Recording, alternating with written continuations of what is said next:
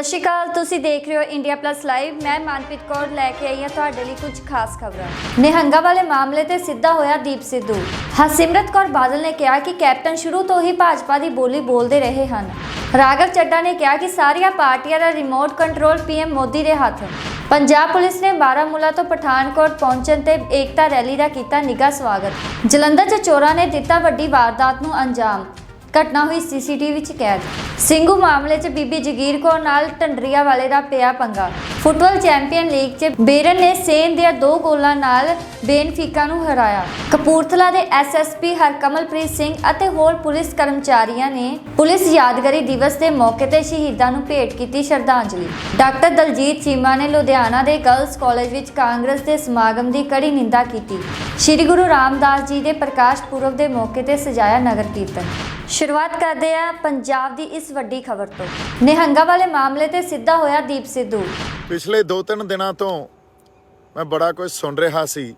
साडे निहंग सिंह जथेबंदियां ते बड़े तरह के जिहड़े इल्ज़ाम लाए जा रहे आ, सो गल्लां मेरे तक भी पहुंचियां। मैं इस करके रूबरू नहीं हो सकिया या कोई गल्लां नहीं कर सकिया क्योंकि मैं शूट च बिजी सी। पर कोई नहीं, हुण आपां अज ये सारी गल करते हैं, करनी भी बड़ी जरूरी आ। जो साडे निहंग सिंह फौजा ने कीता जदों श्री गुरु ग्रंथ साहब की बेअदबी करन दी कोशिश की जाती है, तो जो पंथ ने न्याय किया उहदे नाल तां असीं पहलां तो ही सहमत हाँ। चलो ये गल तां हो चुकी आ, पर उदों अगली गल बाबा अमन नूं ते बाबा राजा राज सिंह नूं या होर जिहड़े साडे बुढ़ा दल तरना दल दे निहंग सिंह जथेबंदियां, होर जिहड़े साडे निहंग सिंह जथेबंदियां पंथ दे जिहड़ियां लाडलियां फौजां गुरु दियां, उन्हां नूं पहला सुनेहा तां इह आ भी तुहाडे नाल खड़े आ जी, हमेशा ही नाल खड़े आ, क्योंकि किसानी संघर्ष च तुहाडा बहुत वड्डा योगदान आ। पर अदरवाइज भी जो पंथक रिप्रजेंटेशन आ या पंथ नूं तुसीं जिवें साਂਭ के रखिया, पंथ दीआं रवायतां नूं, उस पुरातन जिहड़ियां गल्लां नूं, उस पवित्रता नूं तुसीं साਂਭ के रखिया, सो इहदे लई असीं तुहाडे हमेशा ऋणी रहांगे, क्योंकि असीं तां बड़े दूर चले गए। असीं उस पंथ तो, उस राह तो बड़े दूर चले गए ते आपदे आप नूं हो सकदा किसे वेले मुड़ के उधर नूं लै आईए, पर अज तां बहुत दूर आ, बहुत तरह दीआं कमियां साडे च, पर तुसीं ਉਹ ਸਾਰੀਆਂ ਜਿਹੜੀਆਂ ਰਹੁ ਰੀਤਾਂ ਨੂੰ ਸੰਭਾਲ ਕੇ ਬੈਠੇ ਹੋ। ਸੋ ਬੜੇ ਰਿਣੀ ਆ ਵੀ ਤੁਸੀਂ ਇੱਕ ਪੰਥਕ ਰਿਪਰੈਜ਼ੈਂਟੇਸ਼ਨ ਦਿੰਦੇ ਹੋ ਇਸ ਧਰਤੀ ਨੂੰ ਜਿਹੜੀ ਗੁਰੂਆਂ ਦੇ ਨਾਂ ਤੇ ਵਸਦੀ ਆ। ਅਗਲੀ ਗੱਲ ਜਿਹੜੀ ਕਰਨੀ ਬਹੁਤ ਜ਼ਰੂਰੀ ਆ, ਬਾਬੇ ਅਮਨ ਦੀਆਂ ਫੋਟੋਆਂ ਆਈਆਂ ਜਿਹੜੇ ਸਾਡੇ ਖੇਤੀਬਾੜੀ ਮੰਤਰੀ ਆ ਜਾਂ ਬੀਜੇਪੀ ਦੇ ਖੇਤੀਬਾੜੀ ਮੰਤਰੀ ਆ ਉਹਨਾਂ ਨਾਲ। ਸੋ ਉਹ ਫੋਟੋਆਂ ਦੇ ਆਧਾਰ ਤੇ ਉਹੀ ਪੈਮਾਨੇ ਫੇਰ ਲਾਈ ਜਾਂਦੇ ਹੋ ਵੀ ਵੇਖੋ ਇਹ ਤਾਂ ਬੈਠੇ ਆ ਬੀਜੇਪੀ ਦੇ ਕਿਸੇ ਮੰਤਰੀ ਨਾਲ, ਇਹ ਤਾਂ ਹੋ ਸਕਦਾ ਕੋਈ ਪਲੈਨਡ ਕੰਮ ਹੋਵੇ। ਫੋਟੋਆਂ ਦੇ ਆਧਾਰ ਤੇ ਤੁਸੀਂ ਬੰਦੇ ਦਾ ਕੀਤਾ ਕਰਾਇਆ ਸਭ ਕੁਝ ਭੁੱਲ ਜਾਣਾ ਤੇ ਫਿਰ ਸਾਰੀ ਦੁਨੀਆ ਨੂੰ ਇੱਕ ਨੈਰੇਟਿਵ, ਇੱਕ ਬਿਰਤਾਂਤ ਚਲਾ ਕੇ ਉਹਨਾਂ ਨੂੰ ਕਨਫਿਊਜ਼ ਕਰਕੇ, ਉਹਨਾਂ ਦੀ ਮਾਨਸਿਕ ਸੋਚ ਨੂੰ ਖਤਮ ਕਰਕੇ ਤੇ ਇੱਕੋ ਪਾਸੇ ਲੈ ਜਾਣਾ ਵੀ ਹਾਂ ਇਹ ਤਾਂ ਕੋਈ ਗੱਲ, ਇਹਦੇ ਪਿੱਛੇ ਤਾਂ ਕੋਈ ਵੱਡਾ ਕਾਰਨ ਹੋਊਗਾ, ਜਾਂ ਤਾਂ ਏਜੰਸੀਆਂ ਹੋਣਗੀਆਂ ਜਿਹੜਾ ਆਮ ਤੌਰ ਤੇ ਇੱਕ ਨੈਰੇਟਿਵ ਚੱਲਦਾ, ਜਾਂ ਬੀਜੇਪੀ ਹੋਊਗੀ। ਇਹਦੇ ਬਾਰੇ ਇੱਕ ਆਪਾਂ ਗੱਲ ਕਰਨੀ ਸੀ ਜਿਹੜੀ ਬਹੁਤ ਜ਼ਰੂਰੀ ਆ। ਉਹ ਇਹ ਆ ਵੀ ਜਦੋਂ ਚੱਲਦੇ ਕਿਸਾਨੀ ਸੰਘਰਸ਼ 'ਚ ਇਹ ਸਰਕਾਰਾਂ ਕੰਮ ਕਿਵੇਂ ਕਰਦੀਆਂ, ਇਹ ਫੰਕਸ਼ਨ ਕਿਵੇਂ ਕਰਦੀਆਂ। ਇਹ ਚੱਲਦੇ ਸੰਘਰਸ਼ਾਂ 'ਚ ਹਰ ਬੰਦੇ ਨਾਲ ਉੱਥੇ ਕੰਟੈਕਟ 'ਚ ਹੋਣਗੀਆਂ, ਹਰ ਬੰਦੇ ਨਾਲ ਗੱਲਬਾਤ ਵੀ ਹੁੰਦੀ ਹੋਊ। ਜਿਹੜਾ ਬੰਦਾ ਉੱਥੇ ਕੋਈ ਅਸਰ ਰਸੂਖ ਰੱਖਦਾ, ਜਿਹੜਾ ਬੰਦਾ ਲੋਕਾਂ 'ਚ ਪ੍ਰਭਾਵ ਪਾਉਂਦਾ ਜਾਂ ਲੋਕਾਂ 'ਚ ਇਨਫਲੂਐਂਸ ਆ ਉਹਦਾ, ਜਾਂ ਉਹ ਇੱਕ ਪਾਵਰ ਸੈਂਟਰ ਆ ਸੰਘਰਸ਼ ਦਾ, ਉਸ ਬੰਦੇ ਨਾਲ ਗੱਲਬਾਤ ਹੁੰਦੀ ਹੋਊ। ਉਸੇ ਗੱਲਬਾਤ ਦੇ ਸੰਦਰਭ 'ਚ ਜਦੋਂ ਸਾਰਿਆਂ ਨਾਲ ਗੱਲਬਾਤ ਹੁੰਦੀ ਆ ਤਾਂ ਸਰਕਾਰ ਦੇ ਕੁਝ ਨੁਮਾਇੰਦੇ ਆ ਕੇ ਉਹਨਾਂ ਬੰਦਿਆਂ ਨਾਲ ਬਹਿ ਜਾਂਦੇ ਆ, ਉਹਨਾਂ ਬੰਦਿਆਂ ਨਾਲ ਗੱਲਬਾਤ ਕਰਦੇ ਆ, ਉਹਨਾਂ ਗੱਲਾਂ ਬਾਤਾਂ ਰਾਹੀਂ ਜਾਂ ਕੁਝ ਲਾਲਚ ਦੇ ਕੇ ਉਹਨਾਂ ਨੂੰ ਆਪਦੇ ਵੱਲ ਕਰਨ ਦੀ ਕੋਸ਼ਿਸ਼ ਕਰਦੇ ਆ। ਸੋ ਇਹ ਇੱਕ ਰਵਾਇਤ ਆ ਜਿਹੜੀ ਇਕੱਲੇ ਕਿਸਾਨੀ ਸੰਘਰਸ਼ 'ਚ ਨਹੀਂ ਚੱਲਦੀ, ਹਰ ਤਰ੍ਹਾਂ ਦੇ ਸੰਘਰਸ਼ 'ਚ, ਹਰ ਸਮੇਂ ਦੇ ਸੰਘਰਸ਼ 'ਚ ਇਹੀ ਰਵਾਇਤ ਜਿਹੜੀਆਂ ਸਰਕਾਰਾਂ ਜਾਂ ਸਟੇਟ ਆਏ ਚਲਾਉਂਦੀ ਹੈ, ਇੰਡੀਵਿਜੂਅਲਸ ਨੂੰ ਟਾਰਗੇਟ ਕਰਨਾ ਕਹਿੰਦੇ ਆ ਇਹਨਾਂ ਨੂੰ। ਸੋ ਜਦੋਂ ਉਹ ਇੰਡੀਵਿਜੂਅਲਸ ਨੂੰ ਟਾਰਗੇਟ ਕਰਦੇ ਆ ਤੇ ਫਿਰ ਸਮੇਂ ਤੇ ਸੱਟ ਮਾਰਨੀ ਵੀ ਹੁਣ ਲੋਹਾ ਗਰਮਾ, ਹੁਣ ਸੱਟ ਮਾਰ ਦੋ। ਉਹ ਜਿਹੜੀਆਂ ਫੋਟੋਆਂ ਉਹਨਾਂ ਨੇ ਆਪ ਖਿੱਚੀਆਂ ਹੋਣਗੀਆਂ, ਉਹ ਇਹੋ ਜਿਹੇ ਸਮੇਂ ਤੇ ਉਹਨਾਂ ਨੇ ਤੁਹਾਡੇ ਸਨਮੁਖ ਜਾਂ ਤੁਹਾਡੇ ਸਾਹਮਣੇ ਲਿਆ ਕੇ ਲੀਕ ਕਰ ਦੇਣੀਆਂ ਤੇ ਤੁਹਾਨੂੰ ਜਮਾਂ ਆਪਦੇ ਬੰਦਿਆਂ ਤੋਂ ਦੂਰ ਲਿਜਾ ਕੇ ਉਹਨਾਂ ਨੂੰ ਬਦਨਾਮ ਕਰਨਾ। ਇਹਨੂੰ ਕਹਿੰਦੇ ਆ ਕ੍ਰੈਡੀਬਿਲਿਟੀ, ਜਿਹੜੀ ਲੂਜ਼ ਕਰਾਉਂਦੇ ਆ ਆਪਦੇ ਬੰਦਿਆਂ ਦੀ। ਕਿਉਂਕਿ ਸਾਡੇ ਕੋਲੇ ਹੈ ਕੀ, ਜਦੋਂ ਸੰਘਰਸ਼ੀ ਬੰਦੇ ਆ ਜਿਹੜੇ ਉਸ ਸੰਘਰਸ਼ ਦੇ ਕੋਈ ਮੋਢੀ ਆ ਜਾਂ ਉੱਥੇ ਪਾਵਰ ਸੈਂਟਰ ਆ ਜਾਂ ਉੱਥੇ ਪ੍ਰਭਾਵ ਪਾਉਣ ਵਾਲੇ ਬੰਦੇ ਆ, ਜਿਨ੍ਹਾਂ ਨਾਲ ਲੋਕ ਰਿਲੇਟ ਕਰਦੇ ਆ, ਜਿਨ੍ਹਾਂ ਦੇ ਚਿਹਰਿਆਂ ਨਾਲ ਰਿਲੇਟ ਕਰਦੇ ਆ, ਉਹਨਾਂ ਬੰਦਿਆਂ ਦੀ ਸਭ ਤੋਂ ਵੱਡੀ ਦੌਲਤ ਜਿਹੜੀ ਹੁੰਦੀ ਆ ਕ੍ਰੈਡੀਬਿਲਿਟੀ। ਲੋਕਾਂ 'ਚ ਉਹਨਾਂ ਦਾ ਅਸਰ ਰਸੂਖ, ਤਾਂ ਹੀ ਤਾਂ ਲੋਕ ਉਹਨਾਂ ਦੀ ਗੱਲ ਮੰਨਣਗੇ, ਪਿੱਛੇ ਲੱਗਣਗੇ, ਕਿਉਂਕਿ ਲੋਕਾਂ ਨੂੰ ਪਤਾ ਉਹ ਸੱਚੇ ਸੁੱਚੇ ਆ। ਹੁਣ ਸੱਚੇ ਸੁੱਚੇ ਵਾਲੀ ਗੱਲ ਜਿਹੜੀ ਆ, ਉਸ ਕ੍ਰੈਡੀਬਿਲਿਟੀ ਨੂੰ ਸਰਕਾਰਾਂ ਨੇ ਤੇ ਏਜੰਸੀਆਂ ਨੇ ਜਾਂ ਜਿਹੜੇ ਉਹ ਬੰਦੇ ਚਾਹੁੰਦੇ ਆ ਵੀ ਇਹ ਸੰਘਰਸ਼ ਖਰਾਬ ਹੋਵੇ, ਉਹਨਾਂ ਨੇ ਖਰਾਬ ਕਰਨਾ ਹੁੰਦਾ।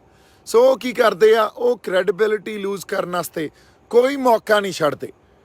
ਸੋ ਸਮੇਂ ਤੇ ਤੁਸੀਂ ਵੇਖੋ, ਜਦੋਂ ਸਾਡੇ ਪੰਥ ਨੇ ਬੇਅਦਬੀ ਜੋ ਸ਼੍ਰੀ ਗੁਰੂ ਗ੍ਰੰਥ ਸਾਹਿਬ ਦੀ ਕਰਨ ਦੀ ਕੋਸ਼ਿਸ਼ ਕੀਤੀ ਸੀ, ਉਹਦਾ ਨਿਆਂ ਲਿਆ, ਤੇ ਫਿਰ ਕਿਵੇਂ ਚਾਲਾਂ ਚੱਲਦੇ ਆ।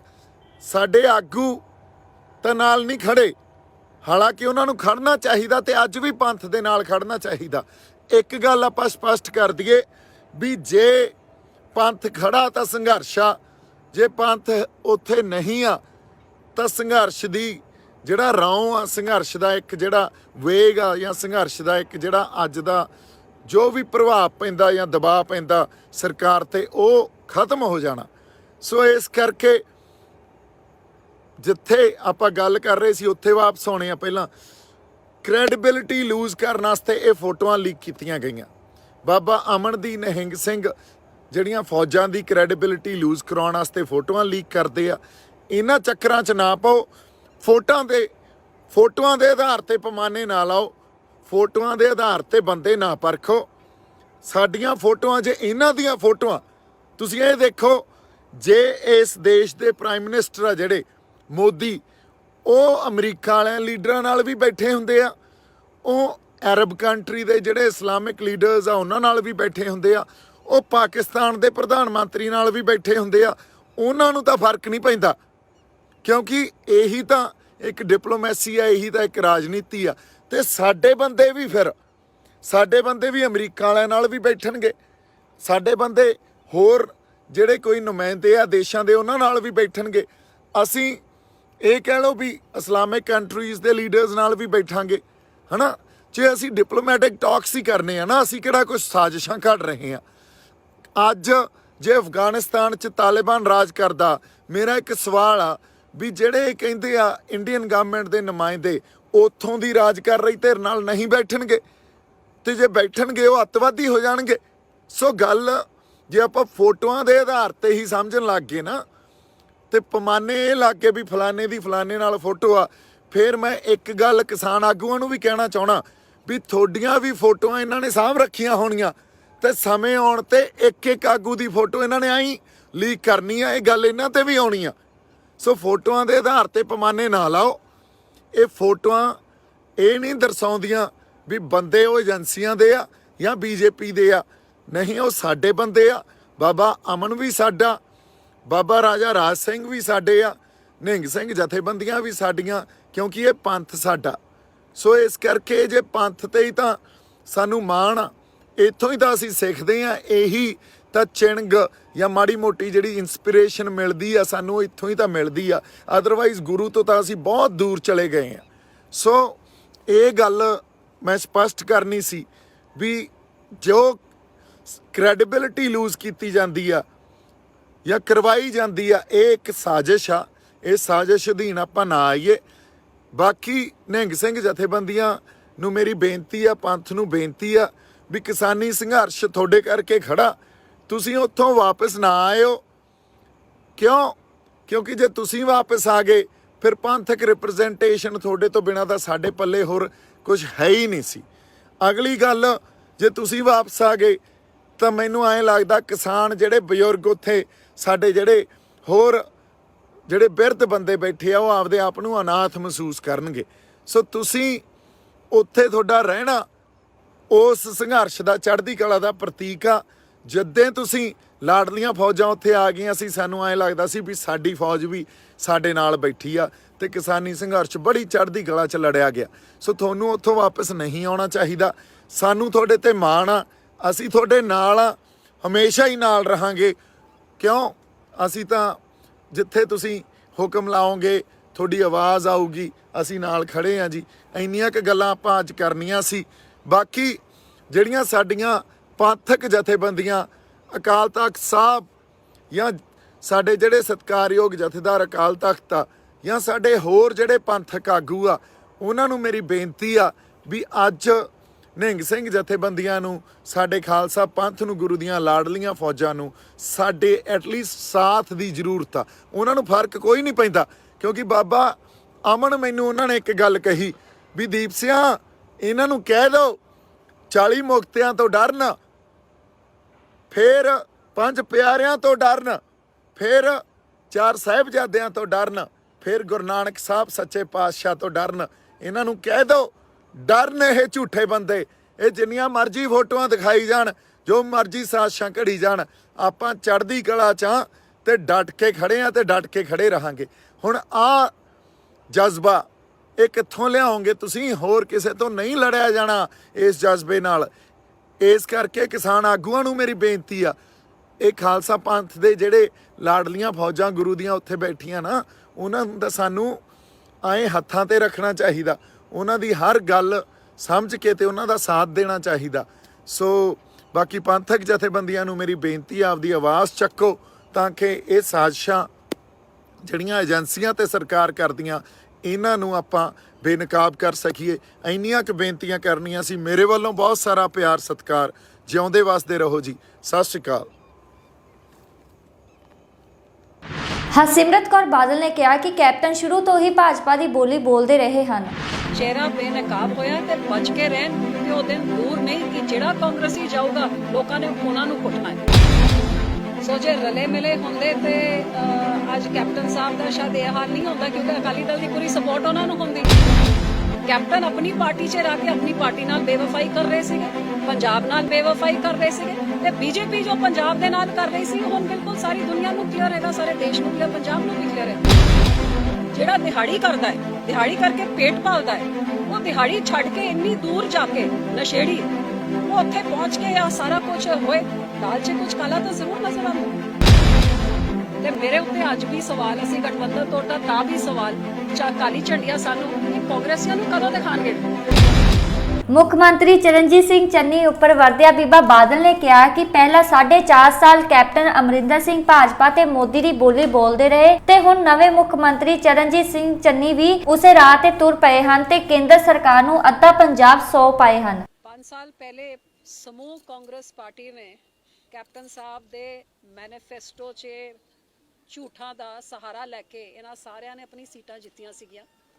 ਜਿਹੜੀ ਝੂਠੀ ਸੌਂ ਗੁਟਕਾ ਸਾਹਿਬ ਦੀ ਸੀ, ਉਹ ਇਕੱਲੇ ਕੈਪਟਨ ਦੀ ਨਹੀਂ ਸੀ, ਸਮੂਹ ਕਾਂਗਰਸ ਪਾਰਟੀ ਦੀ ਸੀ, ਜਿਨ੍ਹਾਂ ਨੇ ਆਪਣੇ ਹਲਕਿਆਂ 'ਚ ਜਾ ਕੇ ਹਰੇਕ ਨੂੰ ਘਰ ਘਰ ਨੌਕਰੀ ਦੇ ਵਾਅਦੇ, ਕਰਜ਼ਾ ਮਾਫੀ ਦੇ ਵਾਅਦੇ ਤੇ ਸੈਂਕੜੋਂ ਹੋਰ ਵਾਅਦੇ ਕੀਤੇ ਸੀਗੇ। ਉਹ ਝੂਠੀ ਸੌਂ ਇਕੱਲੇ ਕੈਪਟਨ ਦੀ ਨਹੀਂ, ਪੂਰੀ ਕਾਂਗਰਸ ਪਾਰਟੀ ਦੀ ਸੀ। ਅੱਜ ਜਦ ਦੁਬਾਰਾ ਇਹਨਾਂ ਦੀ ਜ਼ਰੂਰਤ ਹੋ ਰਹੀ ਹੈ ਲੋਕਾਂ ਦੇ ਵਿੱਚ, ਜਾਂ ਜਦ ਲੋਕੀ ਸਵਾਲ ਕਰ ਰਹੇ ਨੇ, ਤਾਂ ਤੁਸੀਂ ਦੇਖੋ ਕਿ ਕਾਂਗਰਸੀ ਵਿਧਾਇਕ ਚੱਕ ਕੇ ਲੋਕਾਂ ਨੂੰ ਕੁੱਟਣ ਲੱਗ ਗਏ ਨੇ। ਮੈਂ ਕਹਿੰਦੀ ਹਾਂ ਇਹਨਾਂ ਦਾ ਚਿਹਰਾ ਬੇਨਕਾਬ ਹੋਇਆ ਤੇ ਬਚ ਕੇ ਰਹਿਣ, ਕਿਉਂਕਿ ਉਹ ਦਿਨ ਦੂਰ ਨਹੀਂ ਕਿ ਜਿਹੜਾ ਕਾਂਗਰਸੀ ਜਾਊਗਾ ਲੋਕਾਂ ਨੇ ਉਹਨਾਂ ਨੂੰ ਕੁੱਟਣਾ ਹੈ।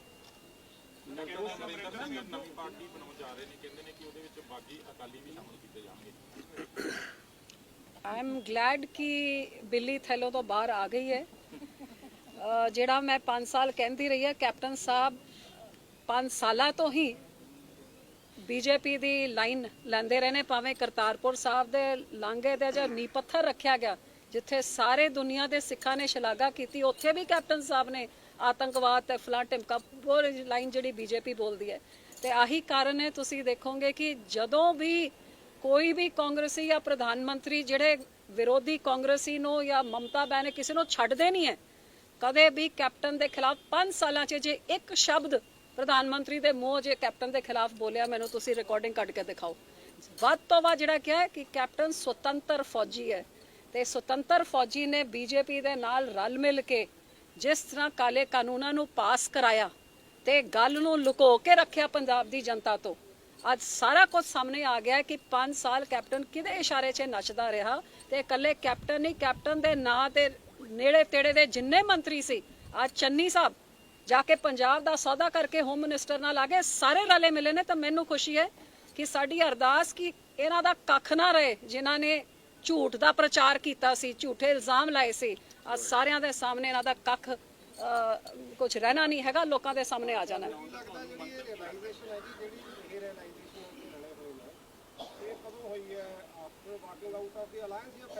ਨਹੀਂ ਜੀ, ਬਹੁਤ ਪਹਿਲਾਂ 2017 ਚੋਂ ਸਾਨੂੰ ਸਾਰਿਆਂ ਨੂੰ ਪਤਾ ਹੈ ਕਿ ਬੀਜੇਪੀ ਨੇ ਕੈਪਟਨ ਸਾਹਿਬ ਨੂੰ ਮਦਦ ਕੀਤੀ ਸੀਗੀ ਤੇ ਆਪਣੀ ਵੋਟਾਂ ਟ੍ਰਾਂਸਫਰ ਕਰਾਈਆਂ ਸੀਗੀਆਂ।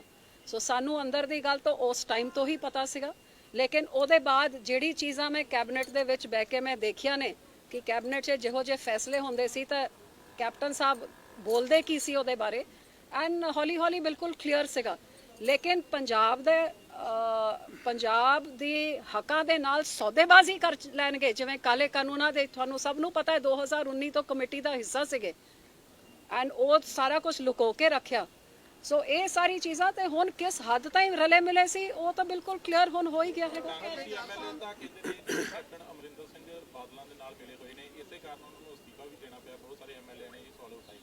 ਉਹ ਕਾਂਗਰਸੀ ਤੋਂ ਆਪਣੀ ਗਲਤੀਆਂ ਛੁਪਾਉਣ ਵਾਸਤੇ ਬਹੁਤ ਕੁਝ ਕਹਿੰਦੇ ਨੇ। ਸੋ ਜੇ ਰਲੇ ਮਿਲੇ ਹੁੰਦੇ ਤੇ ਅੱਜ ਕੈਪਟਨ ਸਾਹਿਬ ਦਾ ਸ਼ਾਇਦ ਇਹ ਹਾਲ ਨਹੀਂ ਹੁੰਦਾ, ਕਿਉਂਕਿ ਅਕਾਲੀ ਦਲ ਦੀ ਪੂਰੀ ਸਪੋਰਟ ਉਹਨਾਂ ਨੂੰ ਹੁੰਦੀ। ਅਕਾਲੀ ਦਲ ਹਮੇਸ਼ਾ ਸਭ ਤੋਂ ਵੱਧ ਮੇਰੇ ਉੱਤੇ ਇਲਜ਼ਾਮ ਆਈ ਲੱਗਦਾ ਹੈ ਕਿ ਕੈਪਟਨ ਦੇ ਖਿਲਾਫ ਸਭ ਤੋਂ ਵੱਧ ਮੈਂ ਬੋਲਦੀ ਹਾਂ। ਤੇ ਕੈਪਟਨ ਨੇ ਅਕਾਲੀ ਦਲ ਦੇ ਨਾਲ ਤੇ ਬਾਦਲਾਂ ਦੇ ਨਾਲ ਜੋ ਕੀਤਾ 2007 ਤੋਂ ਪਹਿਲੇ, ਉਹ ਕੌਣ ਭੁੱਲ ਸਕਦਾ ਹੈ? ਸਾਡੇ ਨਾਲ ਉਹਦੀ ਕੀ ਸਾਂਝਗਾਠ ਹੋ ਸਕਦੀ ਹੈ?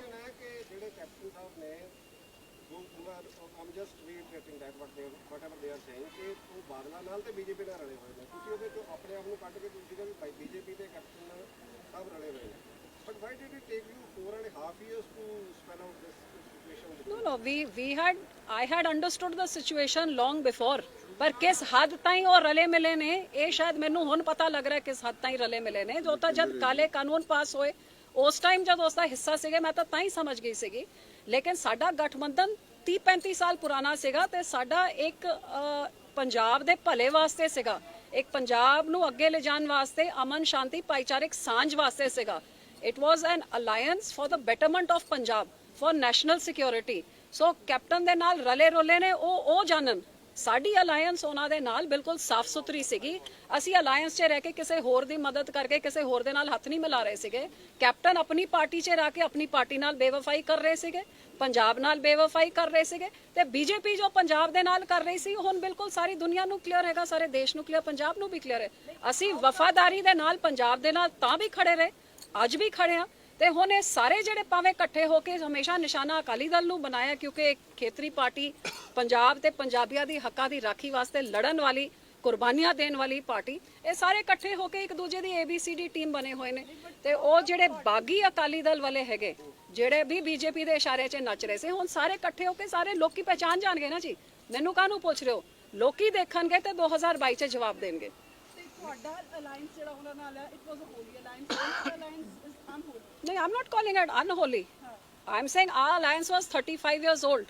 And while we were in the alliance, we were in the alliance. We were not doing backdoor shake hands, like going to Kapurthala house to say I'm going to pack my luggage and going and meeting Amit Shah and making all these unholy things and giving consent for the black laws and then going behind closed doors and planning how to defame the agitation. That is an unholy alliance. I did not do like Mr. Channi, go there to shake hands and then sign off half of Punjab. This is unholy. What Akali Dal has done it in the name of people and in the name of Punjab and for all to see. We do have nothing to hide and we're proud of that. Out of the question. We will never ally with somebody who is stabbing Punjabis and stabbing Punjab at the back and aligning with a party that has gone out of its way not only to finish off Punjab's agriculture, take over half of Punjab and defame the Sikh community. What they have done for what Badal Sahab has stood for is bhaicharik sanj and aman shanti. He's given up his entire life. साड़ी भाईचारिक सांझ का हाल की कर देता है। देखो, as far as I am concerned, out of the question, I am not the party. I am not the party president, and I am too junior to be making any kind of decisions. But one thing is for sure: anyone who is against Punjab, Akali Dal will never ally with any such person. We broke a 30-year-old alliance. If we can break it, it was not because we didn't like somebody's face, or this was not the old Vajpayee kind of NDA. This was a dictatorship which was going on. But because this alliance took place between Badal Sahab and Vajpayee ji with a certain vision for the betterment of Punjab and for the communal harmony of Punjab, we wanted to carry it on, but not at the cost of Punjab. Who is defaming Sikh community, BJP or the government? I mean, will you clearly identify or the council was? I think people are very clear. Is there any difference between BJP and government? Is it going on at government level also? Sorry? Is it going on, the attempts to defame the community, are they going on at government level also? Which government are you talking about? The government. The government and the BJP is the same thing. There's no difference between them. Sometimes there is a very thin line. Do you think is that line existing or not? Absolutely not. It is the one and the same thing. Thank you.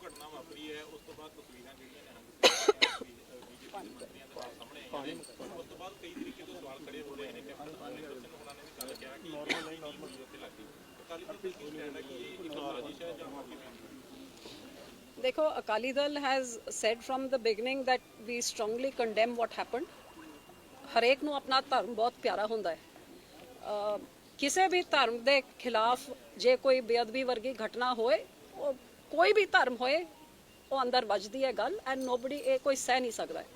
So while we strongly condemn this, and we are from day one said कि this needs to be further investigated, because the way it happened, the timing of when it happened, and to defame the farmer agitation and to defame the Sikhs, what has been happening in the last few days, be it the minister in Lakhimpur openly instigating people, be it Mr. Khattar in Haryana, or be it the incident before that where the SDM is openly telling the cops to break the heads of the farmers. Continuously, since the farmer agitation, we have seen that there has been a sustained effort to marginalize Punjabis and the Sikh community and target them and defame them. So this whole thing now with the Lakhimpur issue, until date BJP has been shameless enough not to dismiss a minister who is in charge of home and security, but is openly instigating and targeting a community, and they have done nothing about dismissing him. Clearly, they may have wanted to divert the attention to something else as well. And again, what Indira Gandhi did in the 80s is target a community and target our holy shrines to win an election. Very possible. So we have said from day one that there needs to be a sitting Supreme Court judge that needs to dungyai de naal, gehlai de naal go into the whole thing ki ek mazdoor banda ਜਿਹੜਾ ਦਿਹਾੜੀ ਕਰਦਾ ਹੈ, ਦਿਹਾੜੀ ਕਰਕੇ ਪੇਟ ਪਾਲਦਾ ਹੈ, ਉਹ ਦਿਹਾੜੀ ਛੱਡ ਕੇ ਇੰਨੀ ਦੂਰ ਜਾ ਕੇ ਨਸ਼ੇੜੀ ਉਹ ਉੱਥੇ ਪਹੁੰਚ ਕੇ ਆ ਸਾਰਾ ਕੁਝ ਹੋਏ, ਦਾਲ 'ਚ ਕੁਝ ਕਾਲਾ ਤਾਂ ਜ਼ਰੂਰ ਨਜ਼ਰ ਆਉਂਦਾ ਹੈ। ਪੰਜਾਬ ਦੇ ਵਿੱਚ ਜਿਹੜਾ ਬੇਸਿਸ ਦਾ ਦਾਇਰਾ ਵਧਾਇਆ ਗਿਆ ਉਹਦੇ ਤੇ ਤੁਹਾਡਾ ਕੀ ਕਹਿਣਾ? ਸਟਰੋਂਗਲੀ ਕੰਡੈਮ ਜਿਹੜੀ ਕਾਂਗਰਸ ਸਰਕਾਰ ਨੇ, ਚੰਨੀ ਸਰਕਾਰ ਨੇ ਆਨਸਾਰ ਅੱਧਾ ਪੰਜਾਬ ਕੇਂਦਰ ਦੇ ਹਵਾਲੇ ਕਰ ਦਿੱਤਾ ਹੈਗਾ। We have always fought for more powers to the state. ਪਹਿਲੇ ਕੈਪਟਨ ਨੇ ਸਾਡੀ ਐਗਰੀਕਲਚਰ ਜਿਹੜੀ ਸਟੇਟ ਸਬਜੈਕਟ ਹੈ ਉਹ ਜਾ ਕੇ ਹਾਮੀ ਭਰ ਕੇ ਸਾਡਾ ਸਾਰਾ ਤੈਸ਼ ਨੈਸ਼ ਕਰਤਾ। ਤੁਸੀਂ ਦੇਖਿਆ ਸਾਰਾ ਪੰਜਾਬ ਦਾ ਕੀ ਹਾਲ ਹੋਇਆ। ਤੇ ਇਹ ਕਾਂਗਰਸ ਇਹਨੇ ਚਾਲ ਕਿ ਹੁਣ ਅਸੀਂ ਕੈਪਟਨ ਨੂੰ ਕੁਰਸੀ ਤੋਂ ਲਾ ਕੇ ਕੋਈ ਦੂਜਾ ਉੱਥੇ ਬਿਠਾ ਦਈਏ ਤਾਂ ਕਿ ਆਪਾਂ ਕਹਿ ਦਈਏ ਸਾਰੀ 5 ਸਾਲ ਦੀ ਆਂਟੀ ਉਹ ਨਿਕੰਮਾ ਸੀਗਾ। ਨਿਕੰਮਾ ਤੇ ਪੂਰੇ ਕਲੈਕਟਿਵ ਰਿਸਪੌਂਸਿਬਿਲਿਟੀ ਹੁੰਦੀ ਹੈ ਪੂਰੇ ਸਰਕਾਰ ਦੀ। ਤੇ ਚੰਨੀ ਸਾਹਿਬ ਆਨ ਸਾਰੀ ਤੁਸੀਂ ਅੱਧਾ ਪੰਜਾਬ ਉਹਨਾਂ ਦੇ ਹਵਾਲੇ ਕਰ ਦਿਓ। 10 districts of Punjab are religious shrines like Valmiki Tirath Sthal, Durgyana Mandir, Golden Temple, Muksar the Dharti, right up till Malod, right at our neighborhood. You give 10 districts by entire home ministry like Kashmir, ਕਿਤੇ ਵੀ ਜਾ ਕੇ ਕਿਸੇ ਨੂੰ search ਕਰ ਲੈਣ, ਕੋਈ ਵੀ ਸਮਾਨ cease ਕਰ ਲੈਣ, ਕਿਸੇ ਨੂੰ ਵੀ ਅਰੈਸਟ ਕਰ ਲੈਣ ਤਾਂ ਤੁਸੀਂ ਲੱਭਦੇ ਰਹੋ ਵੀ ਕਿੱਥੇ ਗਏ। ਤੇ ਸਾਡੀ ਆਪਣੀ ਪੁਲਿਸ ਕੀ ਇੰਨੀ ਨਿਕੰਮੀ ਹੋ ਗਈ। ਠੀਕ ਹੈ, ਮੁੱਖ ਮੰਤਰੀ ਮਜਬੂਰ ਹੋ ਗਿਆ ਹੈਗਾ, ਮੁੱਖ ਮੰਤਰੀ ਪੁਰਾਣਾ ਨਿਕੰਮਾ ਸੀਗਾ, ਪਰ ਸਾਡੀ ਫੌਜ ਤਾਂ ਨਿਕੰਮੀ ਨਹੀਂ ਹੈਗੀ। ਇਹ ਉਹ ਫੌਜ ਹੈਗੀ ਜਿਨ੍ਹਾਂ ਨੇ ਉਹ ਦੀਨਾਨਗਰ ਐਂਡ ਪਠਾਨਕੋਟ ਵਾਲੇ ਇਨਸੀਡੈਂਟ ਸਾਡੇ ਟਾਈਮ 'ਚ ਹੋਏ ਸੀਗੇ। Before centre code reach R on policeman head taken care of everything that was happening. ਤੇ ਜਿਹੜੀ BSF 15 ਕਿਲੋਮੀਟਰ 'ਚ ਨਸ਼ੇ ਨਹੀਂ ਰੋਕ ਸਕੀ, ਅਸਲੇ ਨਹੀਂ ਰੋਕ ਸਕੀ, ਡਰੋਨਸ ਨਹੀਂ ਰੋਕ ਸਕੀ, ਉਹਨੇ 50 ਕਿਲੋਮੀਟਰ 'ਚ ਕੀ ਕੰਮ ਕਰ ਲੈਣਾ? ਤੁਸੀਂ ਕਿਹਾ ਬੀਜੇਪੀ ਦੇ ਕੈਪਟਨ ਥੈਂਕ ਯੂ। ਕੈਪਟਨ ਸਰਕਾਰ ਨੂੰ 2017 ਜਿਤਾਇਆ ਪੰਜਾਬ ਦੇ ਵਿੱਚ। ਮੈਂ ਕਿਹਾ ਉਹਨਾਂ ਨੇ ਮਦਦ ਕੀਤੀ, ਜਿਤਾਇਆ ਨਹੀਂ, ਮਦਦ ਕੀਤੀ। ਪਰ ਕੀ ਸ਼੍ਰੋਮਣੀ ਅਕਾਲੀ ਦਲ ਨੂੰ ਡਾਊਨ ਕਰਨ ਵਾਸਤੇ ਉਹਨਾਂ ਨੇ ਮਦਦ ਕੀਤੀ? ਆਈ ਥਿੰਕ ਉਸ ਟਾਈਮ ਜਿਸ ਤਰ੍ਹਾਂ ਦੀ ਸਾਜ਼ਿਸ਼ ਸ਼੍ਰੋਮਣੀ ਅਕਾਲੀ ਦਲ ਦੇ ਖਿਲਾਫ ਸਾਰੀ ਪਾਰਟੀਆਂ ਨੇ 2015 'ਚ ਸਾਰਾ ਜਿਹੜਾ ਮਾਹੌਲ ਬਣਾਤੇ ਸੀਗਾ ਲੋਕਾਂ ਨੂੰ ਮਿਸਲੀਡ ਕਰਨ ਵਾਸਤੇ, ਐਂਡ ਤੁਹਾਨੂੰ ਆਪ ਪਤਾ ਹੈ ਕਿ ਸਾਰੇ ਮੀਡੀਆ 'ਚ ਪੂਰੀ ਚਰਚਾ ਸੀ ਦੈਟ ਆਪ ਇਸ ਸਵੀਪਿੰਗ ਵਿਦ 100 ਸੀਟਸ। ਅਸੀਂ ਤਾਂ ਪਹਿਲੇ ਹੀ ਕਹਿੰਦੇ ਸੀ there is no such thing, but media 'ਚ for some odd reason there was a big sweep in favour of AAP. So may be ਹੋ ਸਕਦਾ ਹੈ ਕਿ ਉਹ ਇਸ ਚੀਜ਼ ਨੂੰ ਰੋਕਣ ਵਾਸਤੇ ਲੱਗਿਆ ਸੀ ਪਤਾ ਇਦਾਂ ਦੀ ਗੱਲ ਤੇ ਤੁਸੀਂ ਸਾਨੂੰ ਬਾਅਦ ਨੂੰ ਪਤਾ ਲੱਗਿਆ after the voting was done when we saw what happened we realized after that। Ma'am ਇੱਕ ਐਤਵਾਰ ਨੂੰ ਮੀਟਿੰਗ ਹੋਈ ਸੀ ਸੀਐਮ ਰਾਜੇਵਾਲ ਨੇ ਦਾਅਵਾ ਕੀਤਾ ਹੈ ਕਿ ਅਕਾਲੀ ਦਲ ਨੇ ਜਦੋਂ ਐਨਡੀਏ ਦਾ ਸਾਥ ਛੱਡਿਆ ਸੀ ਜਾਂ ਤੁਸੀਂ ਜਦੋਂ ਅਸਤੀਫਾ ਦਿੱਤਾ ਸੀ ਤਾਂ ਉਹਨਾਂ ਨੇ ਕਿਹਾ ਵੀ ਮੇਰੇ ਕੋਲ ਸਲਾਹ ਲਈ ਗਈ ਤਕਰੀਬਨ 2-3 ਘੰਟੇ ਮੁਲਾਕਾਤ ਰਾਜੇਵਾਲ ਕਿਹਦੀ? ਰਾਜੇਵਾਲ ਨੇ? In my life I have never met mister Rajewal. Madam ਕਿਸਾਨੀ ਅੰਦੋਲਨ ਜਿਹੜਾ ਉਹ ਤਾਂ ਜੋ ਮਰਜ਼ੀ ਹੁਣ ਜਿਹੜੇ ਕਿਸਮ ਦੇਖੋ ਅੱਜ ਕੈਪਟਨ ਸਾਹਿਬ ਰਲ ਮਿਲ ਗਏ ਬੀਜੇਪੀ ਦਾ ਸ਼ਰੇਆਮ ਕਿ ਉਹ ਪ੍ਰੋਟੈਸਟ ਕਰ ਰਿਹਾ। ਮੈਨੂੰ ਜਿਹਨੇ ਆਪਣਾ 4 ਸਾਲ ਇਹਨਾਂ ਦੇ ਤਾਂ 100 ਦਿਨ ਦੀ ਸਰਕਾਰ ਵਾਸਤੇ ਕੁਰਸੀ ਲਈ ਜਿਹੋ ਜੀ ਮਾਰਾਮਾਰੀ ਚੱਲ ਰਹੀ ਸੀਗੀ ਤੁਸੀਂ ਆਪ ਦੇਖਿਆ। ਮੈਂ ਤਾਂ 4 ਸਾਲ ਦੀ ਛੱਡਤੀ ਤੇ ਮੇਰੇ ਉੱਤੇ ਅੱਜ ਵੀ ਸਵਾਲ, ਅਸੀਂ ਗਠਬੰਧਨ ਤੋੜਦਾ ਤਾਂ ਵੀ ਸਵਾਲ, ਕਾਲੀ ਝੰਡੀਆਂ ਸਾਨੂੰ ਇਹ ਕਾਂਗਰਸੀਆਂ ਨੂੰ ਕਦੋਂ ਦਿਖਾਣਗੇ? ਜਿਹੜਾ ਬੀਜੇਪੀ ਨੇ ਤੁਹਾਨੂੰ ਟੇਕਨ ਸਾਹਿਬ ਜਿਹੜਾ ਉਹਨਾਂ ਦਾ ਸਿੱਖਾ ਜੋ ਤੁਸੀਂ ਕਹਿ ਰਹੇ ਹੋ ਕਿ ਕੈਪਟਨ ਸਾਹਿਬ ਨਾਲ ਅਰੇਂਜਮੈਂਟ ਸੀਗਾ ਉਹਦੇ ਕਰਕੇ ਮਤਲਬ ਦੇਖੋ ਯੂ ਹਾਵ ਗ੍ਰਾਂਟਡ ਦੇਖੋ ਲੀਗਲੀ ਸੈਬਰ ਦੋਸ ਟਾਈਜ਼ ਜਿਹੜਾ ਤੁਹਾਡੇ ਨਾਲ They did not sever ties with us, we severed ties with them। ਨਹੀਂ ਬਈ ਜਿਹੜੀ ਤੁਹਾਡੀ ਗੱਲ ਨਹੀਂ ਮੰਨੇ ਨਾ that's why you are push to that position that you had to save the ties and they could have yielded to your demand। No, they could have, but it is clear after 800 farmers have died and an agitation which has been sitting on the roads for 1 year, they have no intentions of either giving in and clandestine agreement between Congress and BJP, Captain BJP. they took it easy as far as you were ਨਹੀਂ ਜੀ BJP 'ਚ majority ਦੀ dictatorship ਤੁਸੀਂ you ਸੌ parliament 'ਚ ਹੁੰਦਾ ਕੀ ਹੈ, bill ਕਿਵੇਂ ਪਾਸ ਹੋਏ? After I resigned, it became a national issue, and by the time 2 days later it reached Rajya Sabha, 18 parties opposed it. But just in the sheer numbers, BJP passed the bill. So ਉੱਥੇ ਤਾਂ dictatorship ਚੱਲ ਰਹੀ ਹੈ ਬਲ ਆਪਣੇ ਨੰਬਰਾਂ ਦੇ ਬਲ 'ਚ। ਮੈਡਮ ਕਿਸਾਨੀ ਅੰਦੋਲਨ ਨੇ ਪੰਜਾਬ ਨੂੰ ਹਿਲਾ ਕੇ ਰੱਖ ਦਿੱਤਾ, ਇਸ ਗੱਲ ਨੂੰ ਤਾਂ ਤੁਸੀਂ ਮੰਨੋਗੇ। ਉਹ ਜਿਸ ਟਾਈਮ ਤੇ ਬਿੱਲ ਪਾਸ ਹੋਇਆ ਤੁਸੀਂ ਅੰਦਰ ਹੀ ਸੀਗੇ, ਬਾਹਰ ਆ ਕੇ ਤੁਸੀਂ ਰਿਜ਼ਾਈਨ ਅਨਾਉਂਸ ਕਰ ਦਿੱਤਾ, ਪਰ ਬਿੱਲ ਜਿਹੜਾ ਪਾਸ ਹੋਇਆ ਤੁਹਾਡੀ ਮੌਜੂਦਗੀ 'ਚ ਹੋਇਆ। ਬਿਲਕੁਲ ਗਲਤ ਤੁਸੀਂ ਕਹਿ ਰਹੇ ਹੋ ਐਂਡ ਆਈ ਵਿਸ਼ ਤੁਸੀਂ ਆਪਣੇ ਫੈਕਟਸ ਨੂੰ ਕਰੈਕਟ ਕਰਕੇ ਤਾਂ ਕੁਝ ਬੋਲਿਆ ਕਰੋ। ਮੈਂ ਅੰਦਰ ਬੈਠ ਕੇ after Sukhbir ji spoke and opposed and lastly appealed again that please send it to select committee. ਇਸ ਤਰ੍ਹਾਂ ਕਿਸਾਨਾਂ ਦੇ ਗੱਲਬਾਤ ਕੀਤੇ ਬਿਨਾ ਉਹਨਾਂ ਦੀ ਸਹਿਮਤੀ ਦੇ ਬਿਨਾ ਨਾ ਪਾਸ ਕਰੋ। ਜਦ ਸਾਡੀ ਨਹੀਂ ਸੁਣੀ ਗਈ ਮੈਂ ਉੱਥੋਂ ਨਿਕਲ ਕੇ ਪੀਐਮ ਦੇ ਦਫ਼ਤਰ 'ਚ ਜਾ ਕੇ ਉਹਦਾ ਅਸਤੀਫਾ ਮੂੰਹ 'ਚ ਮਾਰ ਕੇ ਵਾਪਸ ਆ ਕੇ ਜਦ ਵੋਟਿੰਗ ਹੋਈ ਸਾਰੇ ਕਾਂਗਰਸੀ ਤੇ ਆਮ ਆਦਮੀ ਨੇ ਵਾਕਆਊਟ ਕਰਤਾ, ਗਿਣਤੀ ਘਟਾਤੀ ਤਾਂ ਕਿ ਆਰਾਮ ਨਾਲ ਪਾਸ ਹੋ। 2 ਆਵਾਜ਼ਾਂ ਨੇ ਜੋੜ ਦੀ ਤੁਸੀਂ ਰਿਕਾਰਡਿੰਗ ਕੱਢੋ, ਜੋੜ ਦੀ ਅਦਾ ਅਪੋਜ਼ ਕੀਤਾ। ਮੈਡਮ ਵੋਟਿੰਗ ਹੋਈ ਤੁਸੀਂ ਅੰਦਰ ਨਹੀਂ ਸੀਗੇ ਉਸ ਟਾਈਮ? ਮੈਂ ਜਦ ਆਪ ਹੁਣ ਮੈਂ ਕੀ ਕਹਿ ਰਹੀ ਹਾਂ, you not heard what I said I came back, so they please tell him also these are the way that they mislead. There are only 2 MPs of Punjab who voted against it, that is Sukhbir Singh Badal and Harsimrat Kaur Badal. Please do not, I wish, I'm proud of the fact that in history ਜਦੋਂ ਕਹਿੰਦੇ ਨਾ ਜਦ ਅੱਗ ਲੱਗੀ ਸੀ ਜੰਗਲ 'ਚ ਤੇ ਛੋਟੀ ਜੀ ਚਿੜੀਆ ਵੀ ਚੂੰਝ 'ਚ ਪਾਣੀ ਚੱਕ ਕੇ ਬੋਏ ਕਿ ਤੇਰਾ ਕੀ ਇਤਿਹਾਸ 'ਚ ਨਾਂ ਮੇਰਾ ਵੀ ਆ ਜਾਊਗਾ ਕਿ ਮੈਂ ਬੁਝਾਉਣ ਵਾਲੇ 'ਚ ਸੀਗੀ। ਰਾਘਵ ਚੱਡਾ ਨੇ ਕਿਹਾ ਕਿ ਸਾਰੀਆਂ ਪਾਰਟੀਆਂ ਦਾ ਰਿਮੋਟ ਕੰਟਰੋਲ ਪੀਐਮ ਮੋਦੀ ਦੇ ਹੱਥ ਹੈ। ਆਪ ਦੇ ਪੰਜਾਬ ਸਹਿ ਇੰਚਾਰਜ ਰਾਘਵ ਚੱਡਾ ਨੇ ਪ੍ਰਧਾਨ ਮੰਤਰੀ ਨਰਿੰਦਰ ਮੋਦੀ ਤੇ ਨਿਸ਼ਾਨਾ ਸਾਧਿਆ। ਉਹਨਾਂ ਕਿਹਾ ਕਿ ਮੋਦੀ ਆਮ ਆਦਮੀ ਪਾਰਟੀ ਨੂੰ ਪੰਜਾਬ ਵਿੱਚ ਆਉਣ ਤੋਂ ਰੋਕਣ ਲਈ ਹਰ ਸੰਭਵ ਯਤਨ ਕਰ ਰਹੇ ਹਨ। ਉਹਨੇ ਆਪਣੀਆਂ 3 ਪਾਰਟੀਆਂ ਭਾਜਪਾ, ਅਕਾਲੀ ਦਲ ਅਤੇ ਕਾਂਗਰਸ ਨੂੰ ਮੈਦਾਨ ਵਿੱਚ ਉਤਾਰਿਆ। ਮੋਦੀ ਕੋਲ ਇਹਨਾਂ 3 ਪਾਰਟੀਆਂ ਦਾ ਰਿਮੋਟ ਕੰਟਰੋਲ ਹੈ। ਉਹਨਾਂ ਨੇ ਇਹਨਾਂ ਰਿਮੋਟ ਕੰਟਰੋਲ ਨੂੰ ਪੰਜਾਬ ਵਿੱਚ ਆਮ ਆਦਮੀ ਪਾਰਟੀ ਨੂੰ ਸਰਕਾਰ ਬਣਾਉਣ ਤੋਂ ਰੋਕਣ ਦਾ ਕੰਮ ਕਰਨ ਲਈ ਕਿਹਾ ਹੈ। ਜਦੋਂ ਇਹ 3 ਪਾਰਟੀਆਂ ਪਿਛਲੇ 6-7 ਮਹੀਨਿਆਂ ਤੋਂ ਸਖਤ ਮਿਹਨਤ ਕਰਕੇ ਥੱਕ ਗਈਆਂ ਅਤੇ ਉਹਨਾਂ ਨੇ ਸਮਝ ਲਿਆ ਕਿ ਇਹ ਪਾਰਟੀ ਆਮ ਆਦਮੀ ਪਾਰਟੀ ਨੂੰ ਨਹੀਂ ਰੋਕ ਸਕਦੀ, ਤਾਂ ਮੋਦੀ ਨੇ ਕੈਪਟਨ ਨੂੰ ਮੈਦਾਨ ਵਿੱਚ ਉਤਾਰਿਆ ਅਤੇ ਚੌਥੀ ਪਾਰਟੀ ਬਣਾਉਣ ਲਈ ਕਿਹਾ। ਚੱਡਾ ਨੇ ਕਿਹਾ ਕਿ ਇਹਨਾਂ 4 ਪਾर्टियां ਦਾ ਇੱਕ ਹੀ ਲਕਸ਼ ਹੈ, आम आदमी पार्टी ਨੂੰ रोकना। देखिए, प्रधानमंत्री नरेंद्र मोदी जी हर संभव कोशिश कर रहे हैं कि आम आदमी पार्टी को पंजाब में रोका जाए।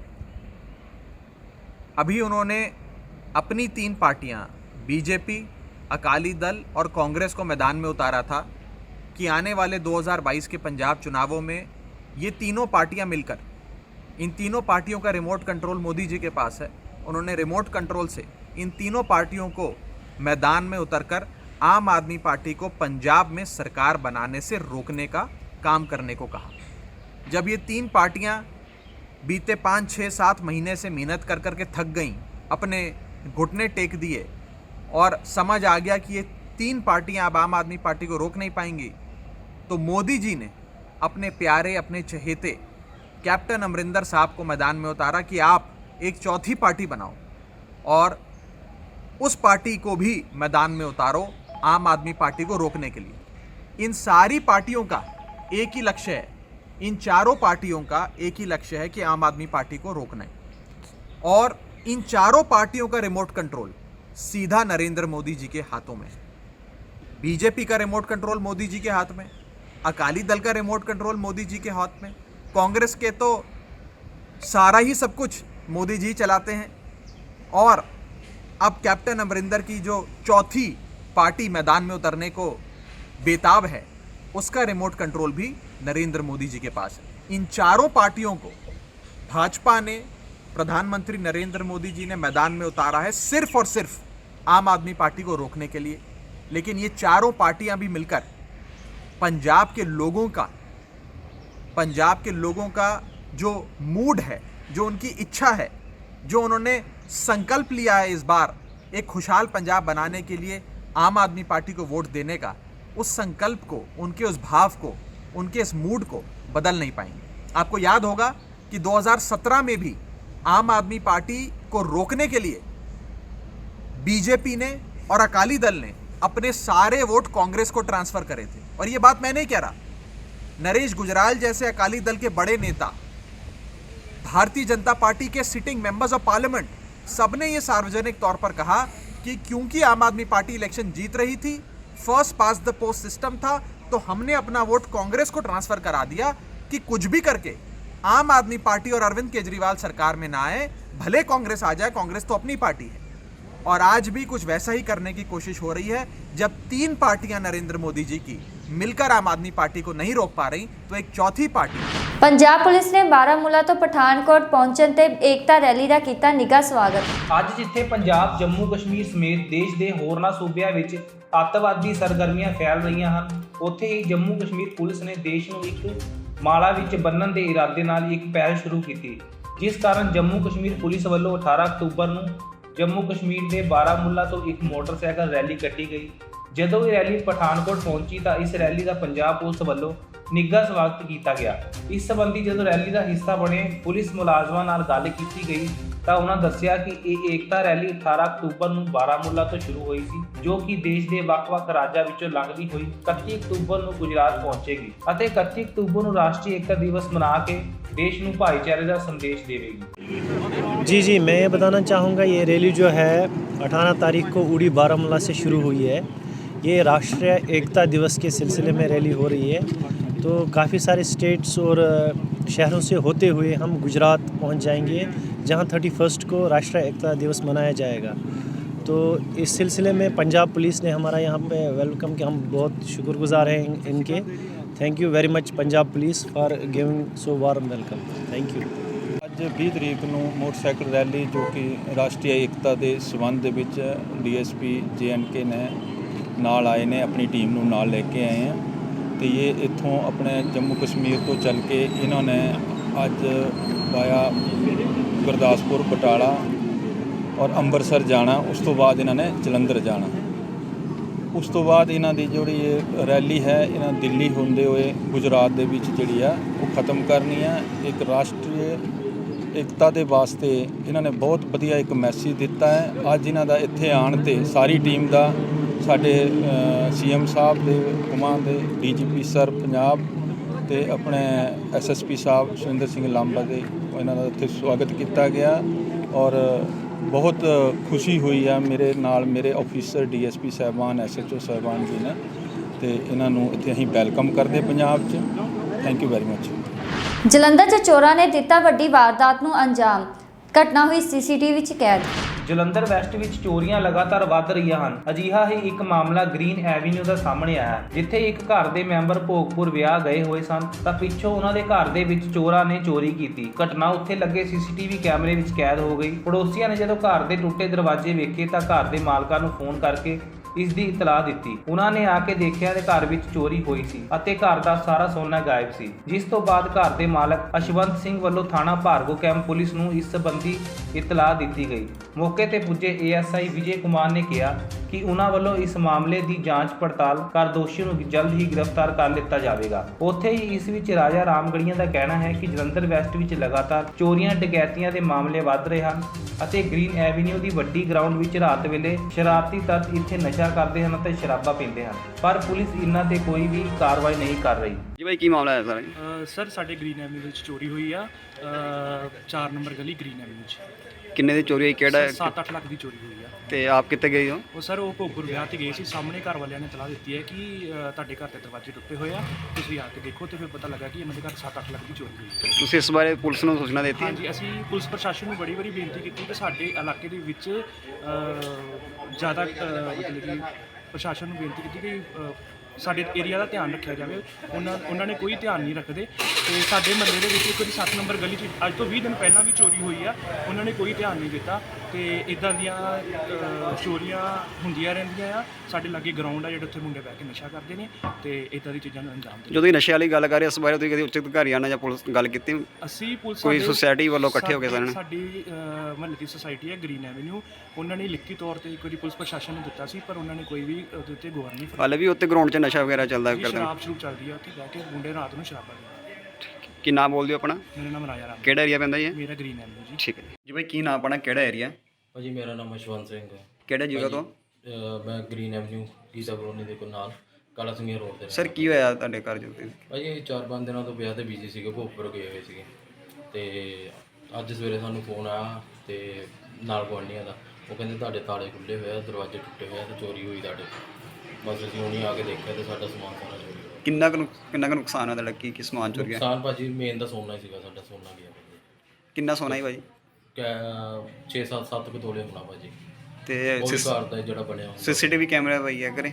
ਭਾਜੀ ਹੈਗੇ ਸੀਸੀਟੀਵੀ ਕੈਮਰੇ, ਅਸੀਂ ਹੁਣੀ ਪਹੁੰਚੇ ਹਾਂ ਤੇ ਦੇਖਣ ਲੱਗੇ ਬਸ ਪਿੱਛੇ ਰਿਕਾਰਡਿੰਗ ਕੱਢ ਕੇ ਕਰ ਰਾਤ ਦੀ। ਪੁਲਿਸ ਕੰਪਲੇਂਟ ਕਰਤੀ? ਹਾਂਜੀ ਭਾਜੀ ਕਰ ਦਿੱਤੀ ਹੈ, ਹੁਣੀ ਕੀਤਾ ਉਹਨਾਂ ਨੂੰ ਫੋਨ। ਕਿਹੜਾ ਥਾਣਾ ਪੈਂਦਾ ਜੀ? ਭਾਰਗੋ ਕੈਂਪ ਥਾਣਾ। ਠੀਕ ਹੈ ਭਾਜੀ। ਕਿਸੇ ਦਾ ਚੋਰੀ ਹੋਣ ਦਾ ਮਾਮਲਾ ਸਾਹਮਣੇ ਆਇਆ, ਉਹਦੇ ਬਾਰੇ ਕੀ ਕਹਿਣਾ ਜੀ? ਚੋਰੀ ਹੋਈ ਹੈ, ਇਹ ਟੈਲੀਫੋਨ ਇਤਲਾਹ ਮਿਲੀ ਸੀ, ਉਹਦੇ ਮੁਤਲਕ ਅਸੀਂ ਆਏ ਮੌਕੇ ਤੇ। ਕਿਹੜੀ ਜਗ੍ਹਾ ਸਰ ਚੋਰੀ? ਬਾਕੀ ਇਹਨਾਂ ਦੇ ਮੁਤਲਕ 4-5 ਲੱਖ ਦੀ ਦੱਸਦੇ ਆ, ਬਾਕੀ ਇਹਦੇ ਬਿਲਕੁਲ ਤੇਜ਼ ਦੱਸਦੇ ਰਿਲੀਜ਼ ਕਰਦੇ। ਕਿਹੜਾ ਏਰੀਆ ਕਿਹੜਾ ਪੈਂਦਾ ਸਰ? ਗ੍ਰੀਨ ਐਵਨਿਊ ਕਾਲਾ ਸਿੰਘੀਆ ਰੋਡ। ਠੀਕ ਹੈ। ਸਿੰਘੂ ਮਾਮਲੇ 'ਚ ਬੀਬੀ ਜਗੀਰ ਕੌਰ ਨਾਲ ਢੰਡਰੀਆ ਵਾਲੇ ਦਾ ਪਿਆ ਪੰਗਾ। ਜਾਂ ਤਾਂ ਬੀਬੀ ਜਗੀਰ ਕੌਰ ਸਮਝਣਾ ਨਹੀਂ ਚਾਹੁੰਦੇ, ਨਿੱਕੀ ਜੀ ਗੱਲ ਸੁਣੀ ਉਹਨਾਂ ਨੇ, ਕਿਉਂਕਿ ਪੂਰੀ ਵਿੱਚ ਤੇ ਮੈਂ ਗੁਰਦੁਆਰਾ ਸਾਹਿਬ ਹੀ ਕਹਿ ਰਿਹਾ ਬਾਰ-ਬਾਰ, ਜਾਂ ਪਿੱਛੇ ਜਿਹੜੇ ਖੜੇ ਹੁੰਦੇ ਨੇ ਚਮਚੇ, ਉਹਨਾਂ ਚਮਚਿਆਂ ਨੇ ਕੰਨ ਭਰੇ ਐ ਵੀ ਆਹ ਜੀ ਬੀਬੀ ਜੀ ਕਰੋ ਗੱਲ, ਫਿਰ ਲੋਕਾਂ 'ਚ ਇਹਦੇ ਨਾਲ ਰੋਹ ਪੈਦਾ ਹੋ ਸਕਦਾ। ਮੇਰੀ ਇਸ ਵਿਸ਼ੇ ਤੇ ਬੀਬੀ ਜਗੀਰ ਕੌਰ ਹੋਣਾ ਨਾਲ ਗੱਲ ਵੀ ਹੋਈ, ਪਰ ਮੇਰਾ ਖਿਆਲ ਉਹਨਾਂ ਨੇ ਗੱਲ ਮੇਰੀ ਅੰਡਰਸਟੈਂਡ ਨਹੀਂ ਕੀਤੀ। ਗੱਲ ਹੁੰਦੀ ਕੁਝ ਹੋਰ ਹੈ, ਬਣਾਈ ਕੁਝ ਹੋਰ ਜਾਂਦੀ ਹੈ। ਹਾਲਾਂਕਿ ਪੱਤਰਕਾਰ ਸਾਡੇ ਵਰਗਿਆਂ ਨਾਲ ਜਦੋਂ ਗੱਲ ਕਰਨ ਆਉਂਦੇ ਨੇ ਉਦੋਂ ਮੈਨੂੰ ਇਦਾਂ ਕਹਿੰਦੇ ਨੇ, ਹਾਂਜੀ ਆਹ ਦੱਸੋ, ਹਾਂਜੀ ਆਹ ਦੱਸੋ। ਉੱਥੇ ਬਾਬਾ ਜੀ ਬਚਨ, ਫਿਰ ਤੁਸੀਂ ਤੁਹਾਡੇ ਨਾਲ ਬਚਨ ਕਰਨਾ ਸੀ, ਬਾਬਾ ਜੀ ਦੱਸੋ। ਫਿਰ ਉਹ ਤੋਂ ਡਰਦੇ ਆ ਕਿਉਂਕਿ ਬਰਸ਼ਿਆਂ ਵਾਲੇ ਆ ਨਾ, ਉੱਥੇ ਠੰਡੇ ਠੰਡੇ ਹੋ ਕੇ ਪੱਤਰਕਾਰ ਕਈ ਬੋਲਦੇ ਆ, ਤੇ ਜਾ ਕੇ ਠੋਕ ਕੇ ਗੱਲ ਕਰੋ, ਤੁਸੀਂ ਵੇਖੋ ਗੋਲ ਮੋੜ ਘਮਾਉਂਦੇ ਆ। ਪਰ ਇਹਨਾਂ ਨੇ ਕਹਿਤਾ ਇਹ ਹਰਮੰਦਰ ਸਾਹਿਬ ਬਾਰੇ ਬੋਲ ਰਿਹਾ ਵੀ ਜੇ ਹਰਮੰਦਰ ਸਾਹਿਬ ਜਾਓਗੇ, ਦਰਬਾਰ ਸਾਹਿਬ ਜਾਓਗੇ, ਫਿਰ ਅਖੇ ਜੀ ਤੁਹਾਨੂੰ ਤਾਂ ਵੱਢ ਟੁੱਕ ਦੇਣਗੇ। ਜੇ ਚੈਨਲਾਂ ਵਾਲਿਆਂ ਨੇ ਮੇਰੀ ਇਹ ਵੀਡੀਓ ਚਲਾਉਣੀ ਨਹੀਂ ਹੋਈ ਤਾਂ ਪੂਰੀ ਚਲਾਇਓ, ਕੱਟ ਵੱਢ ਨਾ ਕਰਿਆ ਕਰੋ। ਜਿੰਨੀ ਗੱਲ ਹੁੰਦੀ ਹੈ ਉਨੀ ਉਹਨੂੰ ਪੂਰੀ ਸੁਣਾਓ। ਵਾਹਿਗੁਰੂ ਜੀ ਕਾ ਖਾਲਸਾ, ਵਾਹਿਗੁਰੂ ਜੀ ਕੀ ਫਤਿਹ। ਵੀਰੋ ਭੈਣੋ, ਅੱਜ ਮਜਬੂਰੀ ਵਸ ਫਿਰ ਇੱਕ ਵੀਡੀਓ ਬਣਾਉਣੀ ਪੈ ਰਹੀ ਹੈ, ਕਿਉਂਕਿ ਸੋਸ਼ਲ ਮੀਡੀਆ ਹੀ ਸਾਡੇ ਕੋਲ ਇੱਕ ਜ਼ਰੀਆ ਹੈ। ਵੱਡੀਆਂ ਧਿਰਾਂ ਨੇ, ਅਗਲਿਆਂ ਕੋਲ ਵੱਡੇ ਵੱਡੇ ਚੈਨਲ ਨੇ, ਵੱਡੀਆਂ ਵੱਡੀਆਂ ਅਖਬਾਰਾਂ ਨੇ, ਮੋਟਾ ਪੈਸਾ ਹੈ, ਤੇ ਵੱਡੇ ਵੱਡੇ ਇਸ਼ਤਿਹਾਰ ਦੇ ਕੇ ਚੈਨਲਾਂ ਦੇ ਉੱਤੇ ਉਹ ਆਪਣੀ ਗੱਲ ਕਹਿ ਲੈਂਦੇ। ਅਸੀਂ ਸੋਸ਼ਲ ਮੀਡੀਆ ਤੇ ਹੀ ਆਪਣੀ ਗੱਲ ਕਰ ਸਕਦੇ ਹਾਂ, ਤੇ ਤੁਸੀਂ ਸੁਣ ਵੀ ਲਿਓ ਤੇ ਚੰਗੀ ਤਰ੍ਹਾਂ ਸ਼ੇਅਰ ਕਰ ਦਿਓ ਤਾਂ ਜੋ ਹਰ ਪਾਸੇ ਪਹੁੰਚ ਵੀ ਇਹ ਵੀਡੀਓ ਜਾਵੇ। ਕੱਲ ਸ਼ਾਮ ਨੂੰ ਚੈਨਲਾਂ ਤੇ ਵੀ ਨਿਊਜ਼ਾਂ ਚੱਲੀਆਂ ਨੇ, ਵੱਡੇ ਵੱਡੇ ਚੈਨਲਾਂ ਤੇ ਸਵੇਰੇ ਅਖਬਾਰ ਦੇ ਵਿੱਚ ਵੀ ਆਇਆ ਕਿ ਸ਼੍ਰੋਮਣੀ ਕਮੇਟੀ ਵੱਲੋਂ ਮੀਟਿੰਗ ਕੀਤੀ ਗਈ, 3 ਮਤੇ ਪਾਸ ਕੀਤੇ ਗਏ। ਉਹਦੇ ਵਿੱਚ ਇੱਕ ਮਤਾ ਢੱਡਰੀਆਂ ਵਾਲੇ ਦੀ ਨਿੰਦਾ ਦਾ ਮਤਾ ਪਾਸ ਕੀਤਾ ਗਿਆ ਵੀ ਸ਼੍ਰੋਮਣੀ ਕਮੇਟੀ ਢੱਡਰੀਆਂ ਵਾਲੇ ਦੇ ਨਿੰਦਾ ਕਰਦੀ ਹੈ। ਕਿਉਂਕਿ ਉਹਨੇ ਹਰਮੰਦਰ ਸਾਹਿਬ ਦਰਬਾਰ ਸਾਹਿਬ ਬਾਰੇ ਗਲਤ ਬੋਲਿਆ। ਇਹਨੂੰ ਕਹਿੰਦੇ ਨੇ ਮਨੋਪਲੇਟ ਕਰਨਾ। ਮੇਰੀ ਇਸ ਵਿਸ਼ੇ ਤੇ ਬੀਬੀ ਜਗੀਰ ਕੌਰ ਹੋਣਾ ਨਾਲ ਗੱਲ ਵੀ ਹੋਈ, ਪਰ ਮੇਰਾ ਖਿਆਲ ਉਹਨਾਂ ਨੇ ਗੱਲ ਮੇਰੀ ਅੰਡਰਸਟੈਂਡ ਨਹੀਂ ਕੀਤੀ। ਮੈਂ ਇਹਨਾਂ ਨੂੰ ਕਿਹਾ ਸੀ ਤੁਸੀਂ ਹਾਲਾਂਕਿ ਜਿੰਨਾ ਮਰਜ਼ੀ ਇੱਕ ਸਟੇਟਮੈਂਟ ਦਿੱਤੀ ਹੈ, ਚਾਹੇ ਹੋਰ ਦੇ ਦਿਓ, ਮੇਰੇ ਵਿਰੋਧ ਵਿੱਚ ਤੁਸੀਂ ਮਤੇ ਪਾਸ ਕਰ ਲਓ, ਪਰ ਮਾੜਾ ਜਿਹਾ ਸੋਚੋ ਵੀ ਕੀ ਦਰਬਾਰ ਸਾਹਿਬ ਜਿਹੜੇ ਪਿੰਡਾਂ ਦੇ ਵਿੱਚ ਗੁਰਦੁਆਰਿਆਂ ਦੇ ਵਿੱਚ ਬਣੇ ਹੁੰਦੇ ਨੇ ਉਹਨਾਂ ਨੂੰ ਅਸੀਂ ਦਰਬਾਰ ਨਹੀਂ ਕਹਿੰਦੇ। ਮੇਰੀ ਜਿਹੜੀ ਵੀਡੀਓ ਹੈ, ਜਿਹੜੀ ਮੈਂ ਗੱਲ ਕੀਤੀ ਸੀ ਵੀ ਵੀਰੋ ਰਮਾਲਾਂ ਵਾਲਿਓ ਗੁਰਦੁਆਰਿਆਂ ਵਿੱਚ, ਇਹ ਵੀ ਮੈਂ ਬੋਲਿਆ ਨਾਲ, ਦਰਬਾਰ ਸਾਹਿਬ 'ਚ ਖਿਆਲ ਨਾਲ ਜਾਇਆ ਕਰੋ। ਦੁਪਹਿਰੇ ਹੋਣ ਖਾਲੀ ਸੁੰਨੇ ਦਰਬਾਰ ਪਏ ਹੁੰਦੇ ਐ ਤੇ ਤੁਸੀਂ ਸਿਖਰ ਦੁਪਹਿਰੇ ਜਾਓ ਤੇ ਮੁੜ ਕੇ ਕੋਈ ਤੁਹਾਡਾ ਦੁਸ਼ਮਣ, ਤੁਸੀਂ ਗਏ ਸੀ ਮੱਥਾ ਟੇਕਣ, ਪਰਿਕਰਮਾ ਕੀਤੀਆਂ, ਮੱਥਾ ਟੇਕਿਆ ਤੇ ਮੁੜ ਕੇ ਕੋਈ ਵੱਢ ਦਵੇ ਤੇ ਮੁੜ ਕੇ ਕਹਿ ਦਵੇ ਇਹ ਤੇ ਜੀ ਬੇਅਦਬੀ ਕਰਨ ਵਾਸਤੇ ਆਇਆ ਸੀ। ਇਹ ਮਾੜਾ ਜਿਹਾ ਸੋਚ ਸਮਝ ਕੇ ਜਾਇਆ ਕਰੋ, ਵੇਖ ਲਿਆ ਕਰੋ ਉੱਥੇ 5-10 ਬੰਦੇ ਬੈਠੇ ਐ, ਕੀ ਉੱਥੇ ਕੈਮਰੇ ਲੱਗੇ ਐ? ਤੇ ਇਸ ਗੱਲ ਨੂੰ ਦਰਬਾਰ ਸਾਹਿਬ ਨਾਲ ਜੋੜ ਲਿਆ। ਦਰਬਾਰ ਸਾਹਿਬ ਵਿੱਚ ਤੇ ਹਮੇਸ਼ਾ ਹੀ ਹਜ਼ਾਰਾਂ ਲੋਕ ਹੁੰਦੇ ਨੇ। ਦਰਬਾਰ ਸਾਹਿਬ ਵੇਖੋ, ਸੁਣੋ, ਮੈਂ ਸਵਾਲ ਕਰਦਾ, ਗੁਰਦੁਆਰਾ ਦੁੱਖ ਨਿਵਾਰਨ ਸਾਹਿਬ ਦੇ ਵਿੱਚ ਕੀ ਕੁਝ ਬਣਿਆ? ਬੀਬੀ ਜਗੀਰ ਕੌਰ ਜੀ ਮੈਨੂੰ ਦੱਸੋ, ਗੁਰਦੁਆਰਾ ਦੁੱਖ ਨਿਵਾਰਨ ਸਾਹਿਬ ਦੇ ਵਿੱਚ ਕੀ ਕੁਝ ਬਣਿਆ? ਇੱਕ ਸਰੋਵਰ ਬਣਿਆ, ਦੂਜਾ ਸਰਾਂ ਬਣੀ ਹੈ, ਤੀਜਾ ਲੰਗਰ ਹਾਲ ਬਣਿਆ, ਚੌਥਾ ਜਿੱਥੇ ਗੁਰੂ ਗ੍ਰੰਥ ਸਾਹਿਬ ਦਾ ਪ੍ਰਕਾਸ਼ ਹੁੰਦਾ ਹੈ ਉਹਨੂੰ ਕੀ ਕਹਿੰਦੇ ਨੇ? ਦਰਬਾਰ ਸਾਹਿਬ। ਕਦੇ ਅਸੀਂ ਕਹਿੰਦੇ ਆ ਅੱਜ ਸਰੋਵਰ ਦੀ ਸੇਵਾ ਚੱਲ ਰਹੀ ਹੈ, ਕਦੇ ਅਸੀਂ ਕਹਿੰਦੇ ਆ ਲੰਗਰ ਹਾਲ ਦਾ ਲੈਂਟਰ ਪੈ ਰਿਹਾ, ਕਦੇ ਕਹਿੰਦੇ ਆ ਦਰਬਾਰ ਹਾਲ ਦਾ ਲੈਂਟਰ ਪੈ ਰਿਹਾ। ਹਰ ਪਿੰਡ ਦੇ ਵਿੱਚ ਲੰਗਰ ਹਾਲ, ਦਰਬਾਰ ਹਾਲ, ਦਰਬਾਰ ਸਾਹਿਬ ਕਿਹਾ ਜਾਂਦਾ ਹੈ। ਗੁਰਦੁਆਰਾ ਸਾਹਿਬ ਦੇ ਵਿੱਚ ਜਿੱਥੇ ਪ੍ਰਕਾਸ਼ ਹੁੰਦਾ ਉਹਨੂੰ ਦਰਬਾਰ ਸਾਹਿਬ ਕਹਿੰਦੇ ਨੇ, ਪਰ ਤੁਸੀਂ ਕੀ ਕੀਤਾ? ਉਹਨੂੰ ਹਰਮੰਦਰ ਸਾਹਿਬ ਨਾਲ ਜੋੜ ਲਿਆ। ਪਹਿਲਾਂ ਵੀ ਇਦਾਂ ਹੀ ਕਰਦੇ ਆਏ ਆ, ਐਤਕੀ ਵੀ ਇਦਾਂ ਕੀਤਾ। ਪਹਿਲਾਂ ਟਕਸਾਲੀ ਕਰਦੇ ਰਹੇ ਆ, ਹੁਣ ਐਤਕੀ ਸ਼੍ਰੋਮਣੀ ਕਮੇਟੀ ਨੇ ਵੱਡੀ ਪੱਧਰ ਤੇ ਮਤਾ ਪਾ ਕੇ ਪੂਰੀ ਦੁਨੀਆ ਦੇ ਵਿੱਚ ਨਿਊਜ਼ ਚਲਾਈ ਹੈ ਵੀ ਢੱਡਰੀਆਂ ਵਾਲਾ ਹਰਮੰਦਰ ਸਾਹਿਬ ਦੇ ਉੱਤੇ ਗਲਤ ਬੋਲ ਰਿਹਾ। ਕੀ ਹੋਰ ਦਰਬਾਰ ਨਹੀਂ? ਗੱਲ ਤੇ ਸਿੱਧੀ ਤੇ ਸਪਸ਼ਟ ਕੀਤੀ ਗਈ ਸੀ, ਸਭ ਨੂੰ ਸਮਝ ਵੀ ਆ ਗਈ ਸੀ, ਪਰ ਤੁਹਾਨੂੰ ਸਮਝ ਨਹੀਂ ਆਈ। ਜਾਂ ਤਾਂ ਬੀਬੀ ਜਗੀਰ ਕੌਰ ਸਮਝਣਾ ਨਹੀਂ ਚਾਹੁੰਦੇ। ਨਿੱਕੀ ਜੀ ਗੱਲ ਸੁਣੀ ਉਹਨਾਂ ਨੇ, ਕਿਉਂਕਿ ਪੂਰੀ ਵਿੱਚ ਤੇ ਮੈਂ ਗੁਰਦੁਆਰਾ ਸਾਹਿਬ ਹੀ ਕਹਿ ਰਿਹਾ ਬਾਰ-ਬਾਰ, ਉਹਨਾਂ ਨੇ ਥੋੜੀ ਜੀ ਸੁਣੀ, ਉਨੀ ਕੁ ਜਾਂ ਸੁਣਾਈ, ਜਾਂ ਪਿੱਛੇ ਜਿਹੜੇ ਖੜੇ ਹੁੰਦੇ ਨੇ ਚਮਚੇ, ਉਹਨਾਂ ਚਮਚਿਆਂ ਨੇ ਕੰਨ ਭਰੇ ਐ ਵੀ ਆਹ ਜੀ ਬੀਬੀ ਜੀ ਕਰੋ ਗੱਲ, ਫਿਰ ਲੋਕਾਂ 'ਚ ਇਹਦੇ ਨਾਲ ਰੋਹ ਪੈਦਾ ਹੋ ਸਕਦਾ, ਤੇ ਪੈਦਾ ਹੀ ਇਹ ਕਰਨਾ ਚਾਹੁੰਦੇ ਆ। ਹਮੇਸ਼ਾ ਹੀ ਮਨੋਪਲੇਟ ਕੀਤੀ ਹੈ, ਗੱਲ ਹੁੰਦੀ ਕੁਝ ਹੋਰ ਹੈ, ਬਣਾਈ ਕੁਝ ਹੋਰ ਜਾਂਦੀ ਹੈ। ਹੱਥ ਜੋੜ ਕੇ ਬੇਨਤੀ ਹੈ, ਅਸਥਾਨ ਬੜੇ ਵੱਡੇ ਨੇ, ਬਹੁਤ ਦੁਨੀਆ ਰਿਸਪੈਕਟ ਕਰਦੀ ਹੈ, ਗੁਰ ਅਸਥਾਨ ਨੇ, ਤੇ ਉੱਥੇ ਬਹਿ ਕੇ ਠੀਕ ਗੱਲ ਕਰੋ। ਤਰਨਤਾਰਨ ਸਾਹਿਬ ਇੱਕ ਸਰੋਵਰ ਵੀ ਬਣਿਆ, ਤਰਨਤਾਰਨ ਸਾਹਿਬ ਦੇ ਵਿੱਚ ਇੱਕ ਲੰਗਰ ਹਾਲ ਬਣਿਆ, ਤਰਨਤਾਰਨ ਸਾਹਿਬ ਦੇ ਵਿੱਚ ਇੱਕ ਦੀਵਾਨ ਹਾਲ ਬਣਿਆ, ਤਰਨਤਾਰਨ ਸਾਹਿਬ ਦੇ ਵਿੱਚ ਇੱਕ ਦਰਬਾਰ ਸਾਹਿਬ ਵੀ ਬਣਿਆ, ਜਿਹਦੇ ਵਿੱਚ ਗੁਰੂ ਗ੍ਰੰਥ ਸਾਹਿਬ ਦਾ ਪ੍ਰਕਾਸ਼ ਹੁੰਦਾ। ਗੁਰਦੁਆਰਾ ਸਮੁੱਚੇ ਨੂੰ ਕਹਿ ਦਿੰਦੇ ਆ ਜਿਹਦੇ 'ਚ ਪ੍ਰਕਾਸ਼ ਹੋਵੇ ਦਰਬਾਰ। ਅਸੀਂ ਵੀ ਇੱਥੇ ਕਹਿੰਦੇ ਆ ਪਹਿਲਾਂ ਦਰਬਾਰ ਸਾਹਿਬ 'ਚ ਮੱਥਾ ਟੇਕ ਆਓ, ਬਾਅਦ 'ਚ ਲੰਗਰ ਛਕਿਓ। ਸਮੁੱਚੇ ਨੂੰ ਕਹਿਣਗੇ ਗੁਰਦੁਆਰਾ ਸਾਹਿਬ। ਪਰ ਗੱਲ ਕਿੱਧਰ ਨੂੰ ਗਈ? ਬਣੀ ਆਈ ਕਿੱਧਰੋਂ? ਗੱਲ ਕਿੱਦਾਂ ਕੀਤੀ ਗਈ? ਬਣਾ ਕਿੱਦਾਂ ਗਈ? ਕਿੱਦਾਂ ਦਿੱਤੀ? ਇਹੀ ਕੁਝ ਚੱਲਦਾ ਨਾ ਹੁਣ ਅੱਜ ਤੱਕ। ਗੱਲ ਚੱਲ ਰਹੀ ਸੀ ਉਹਨਾਂ ਦੀ, ਜਿੱਥੇ ਉਹ ਬੰਦਾ ਲਖਮੀਰ ਸਿੰਘ, ਜਿਹਨੂੰ ਲਿਜਾਇਆ ਗਿਆ, ਬਲੀ ਦਾ ਬੱਕਰਾ ਬਣਾਇਆ ਗਿਆ, ਭੰਗਾਂ ਪਿਆਈਆਂ ਗਈਆਂ, ਵੱਧ ਕੀਤਾ ਗਿਆ, ਵੱਡਿਆ ਟੁੱਕਿਆ ਗਿਆ।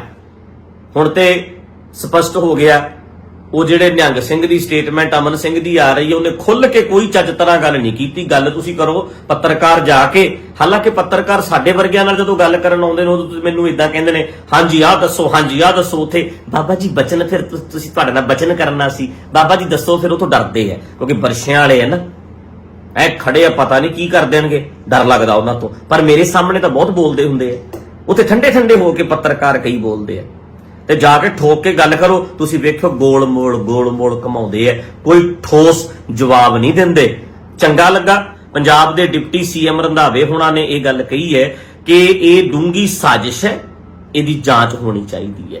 ਜਿਹੜਾ ਬੰਦਾ ਮਾਰਿਆ ਗਿਆ ਉਹ ਵੀ ਲਿਜਾਇਆ ਗਿਆ ਬ੍ਰੇਨ ਵਾਸ਼ ਕਰਕੇ, ਤੇ ਜਿਨ੍ਹਾਂ ਨੇ ਮਾਰਿਆ ਉਹ ਵੀ ਜਾਣ ਕੇ ਮਰਵਾਇਆ ਗਿਆ, ਉਹਨੂੰ ਵੱਢਿਆ ਟੁੱਕਿਆ ਗਿਆ। ਭੋਲਾ ਭਾਲਾ ਬੰਦਾ ਸੀ, ਬ੍ਰੇਨ ਵਾਸ਼ ਕੀਤਾ ਗਿਆ ਤੇ ਬੇਅਦਬੀ ਗੁਰੂ ਗ੍ਰੰਥ ਸਾਹਿਬ ਦੀ ਨਹੀਂ, ਸਰਬ ਲੋਹ ਪੋਥੀ ਦੀ, ਉਹ ਵੀ ਪੋਥੀ ਦੀ ਬੇਅਦਬੀ ਵੀ ਨਹੀਂ ਹੋਈ। ਪੋਥੀ ਚੰਗੀ ਭਲੀ ਹੈ, ਪੋਥੀ ਦੇ ਅੰਗ ਜਾਂ ਪੱਤਰੇ ਪਾਟੇ ਨਹੀਂ, ਕਿਉਂਕਿ ਇਹਨਾਂ ਨੇ ਵਿਖਾ ਦੇਣੇ ਸੀ। ਸਰਬ ਲੋਹ ਦੀ ਪੋਥੀ ਸੀ, ਗੁਰੂ ਗ੍ਰੰਥ ਸਾਹਿਬ ਨਹੀਂ ਸੀ। ਗੱਲ ਇਹ ਚੱਲਦੀ ਸੀ, ਪਰ ਇਹਨਾਂ ਨੇ ਬੰਦਾ ਵੱਢ ਟੁੱਕ ਦਿੱਤਾ। ਇੱਕ ਗੱਲ ਹੋਰ, ਤੁਹਾਨੂੰ ਕੀ ਲੱਗਦਾ ਹੈ ਵੀ ਜਿਹੜੀ ਇਹ ਗੱਲ ਮੈਂ ਕਹਿ ਰਿਹਾ ਇਦਾਂ ਹੁੰਦਾ ਨਹੀਂ? ਲੋਕੀ ਬੇਅਦਬੀ ਦੇ ਨਾਂ ਤੇ ਬੰਦਿਆਂ ਨੂੰ ਮਾਰਦੇ ਨਹੀਂ। ਪਿਛਲੇ ਸਾਲ ਖੁਰਦ ਪਿੰਡ ਨਾਭਾ ਜ਼ਿਲ੍ਹੇ ਦੇ ਨਾਭੇ ਦੇ ਵਿੱਚ ਪੈਂਦਾ ਸੀ, ਨਾਭਾ ਇਸ ਏਰੀਏ ਦੇ ਵਿੱਚ ਪੈਂਦਾ ਪਿੰਡ ਖੁਰਦ। ਉੱਥੇ ਗ੍ਰੰਥੀ ਸਿੰਘ ਦੀ ਲੜਕੀ ਨੂੰ ਮਿਲਣ ਵਾਸਤੇ ਇੱਕ ਬੰਦਾ ਰਾਤ ਨੂੰ ਬੰਦਾ ਆਇਆ। ਉਹਨਾਂ ਨੇ ਫਿਰ ਮੁੜ ਕੇ ਰੌਲਾ ਕੀ ਪਾਤਾ, ਪੁਲਿਸ ਇਕੱਠੀ ਹੋ ਗਈ, ਕਹਿੰਦੇ ਜੀ ਬੇਅਦਬੀ ਕਰਨ ਵਾਸਤੇ ਆਇਆ ਸੀ। ਪਿਛਲੇ ਸਾਲ ਦੀ ਖਬਰ ਹੈ। ਇੱਕ ਦੀਪਕ ਕੁਮਾਰ ਦੀ ਗੱਲ ਆ, ਹੁਣੀ ਚੱਲੀ ਹੈ ਗੁਰਦਾਸਪੁਰ ਵਿੱਚ, ਉਹ ਰਾਤ ਕੱਟਣ ਵਾਸਤੇ ਆਇਆ ਤੇ ਜਿਨ੍ਹਾਂ ਨੇ ਮਾਰਿਆ ਉਹਨਾਂ ਨੇ ਵੀ ਭਲੇਖੇ ਨਾਲ ਉਹ ਇਹਨਾਂ ਵਰਗੇ ਦਰਿੰਦੇ ਨਹੀਂ ਸੀ, ਉਹਨਾਂ ਨੇ ਭਲੇਖੇ ਨਾਲ ਉਹ ਬੰਦੇ ਨੂੰ ਸੱਟਾਂ ਮਾਰੀਆਂ। ਉਹ ਸੱਟਾਂ ਜ਼ਿਆਦਾ ਵੱਜਣ ਕਰਕੇ ਬੰਦੇ ਦੀ ਮੌਤ ਹੋ ਗਈ। ਫੌਜੀ ਸੀ, ਆਰਮੀ ਵਿੱਚ ਸੀ ਉਹ ਬੰਦਾ, ਦੀਪਕ ਕੁਮਾਰ ਕਰਕੇ ਗੁਰਦੁਆਰੇ ਦੇ ਵਿੱਚ ਮਾਰਿਆ ਗਿਆ। ਇਸ ਕਰਕੇ ਮੈਂ ਕਿਹਾ ਸੀ ਇਹਨਾਂ ਦੀ ਗੁੰਡਾਗਰਦੀ ਦਾ ਪਤਾ ਨਹੀਂ। ਬੇਅਦਬੀਆਂ ਦੇ ਨਾਂ ਦੇ ਉੱਤੇ ਕਈ ਵਾਰੀ ਤੁਸੀਂ ਸਿਖਰ ਦੁਪਹਿਰੇ ਮੱਥਾ ਟੇਕਣ ਦਰਬਾਰ ਵਿੱਚ ਚਲੇ ਜਾਓ ਤੇ ਅੱਗੇ ਕੋਈ ਹੋਵੇ ਨਾ, ਲੋਕ ਖੋਲੋ ਤੇ ਜਾ ਕੇ ਮੱਥਾ ਟੇਕਣ, ਪਰਿਕਰਮਾ ਕਰਕੇ ਮੱਥਾ ਟੇਕ ਕੇ ਵਾਪਸ ਆ ਜਾਓ। ਮੁੜ ਕੇ ਵੱਢ ਟੋਕ ਕੇ ਪਰੇ ਸਿੱਟ ਦੇਣ, ਕਹਿ ਦੇਣੇ ਤੇ ਜੀ ਬੇਅਦਬੀ ਕਰਨ ਲੱਗਿਆ ਸੀ, ਇਹਨੇ ਤੇ ਜੀ ਰੁਮਾਲਾ ਛੇੜ ਲਿਆ ਸੀ। ਕੀ ਕਵਾਂਗੇ? ਸਿੱਧੀ ਜੀ ਗੱਲ ਕੀਤੀ ਸੀ ਨਾ। ਪਰ ਇਹਨਾਂ ਨੇ ਕਹਿਤਾ ਇਹ ਹਰਮੰਦਰ ਸਾਹਿਬ ਬਾਰੇ ਬੋਲ ਰਿਹਾ ਵੀ ਜੇ ਹਰਮੰਦਰ ਸਾਹਿਬ ਜਾਓਗੇ, ਦਰਬਾਰ ਸਾਹਿਬ ਜਾਓਗੇ, ਫਿਰ ਅਖੇ ਜੀ ਤੁਹਾਨੂੰ ਤਾਂ ਵੱਢ ਟੁੱਕ ਦੇਣਗੇ। ਗੱਲ ਕੀ ਸੀ, ਬਣਾ ਕੀ ਦਿੱਤੀ ਗਈ। ਹਰਮੰਦਰ ਸਾਹਿਬ ਵਿੱਚ ਤੇ ਹਮੇਸ਼ਾ ਲੱਖਾਂ ਲੋਕ ਹੁੰਦੇ ਆ, ਉੱਥੇ ਤੇ ਥਾਂ ਤੇ ਕੈਮਰੇ ਲੱਗੇ ਆ, ਲਾਈਵ ਹਰ ਵੇਲੇ ਚੱਲਦਾ ਰਹਿੰਦਾ। ਬੀਬੀ ਜਗੀਰ ਕੌਰ ਜੀ, ਦਰਬਾਰ ਸਾਹਿਬ ਵਾਲੇ ਗੱਲ ਸੀ ਇਹ ਜਾਂ ਫਿਰ ਪਿੰਡਾਂ ਦੇ ਦਰਬਾਰਾਂ ਵਾਸਤੇ ਗੱਲ ਸੀ?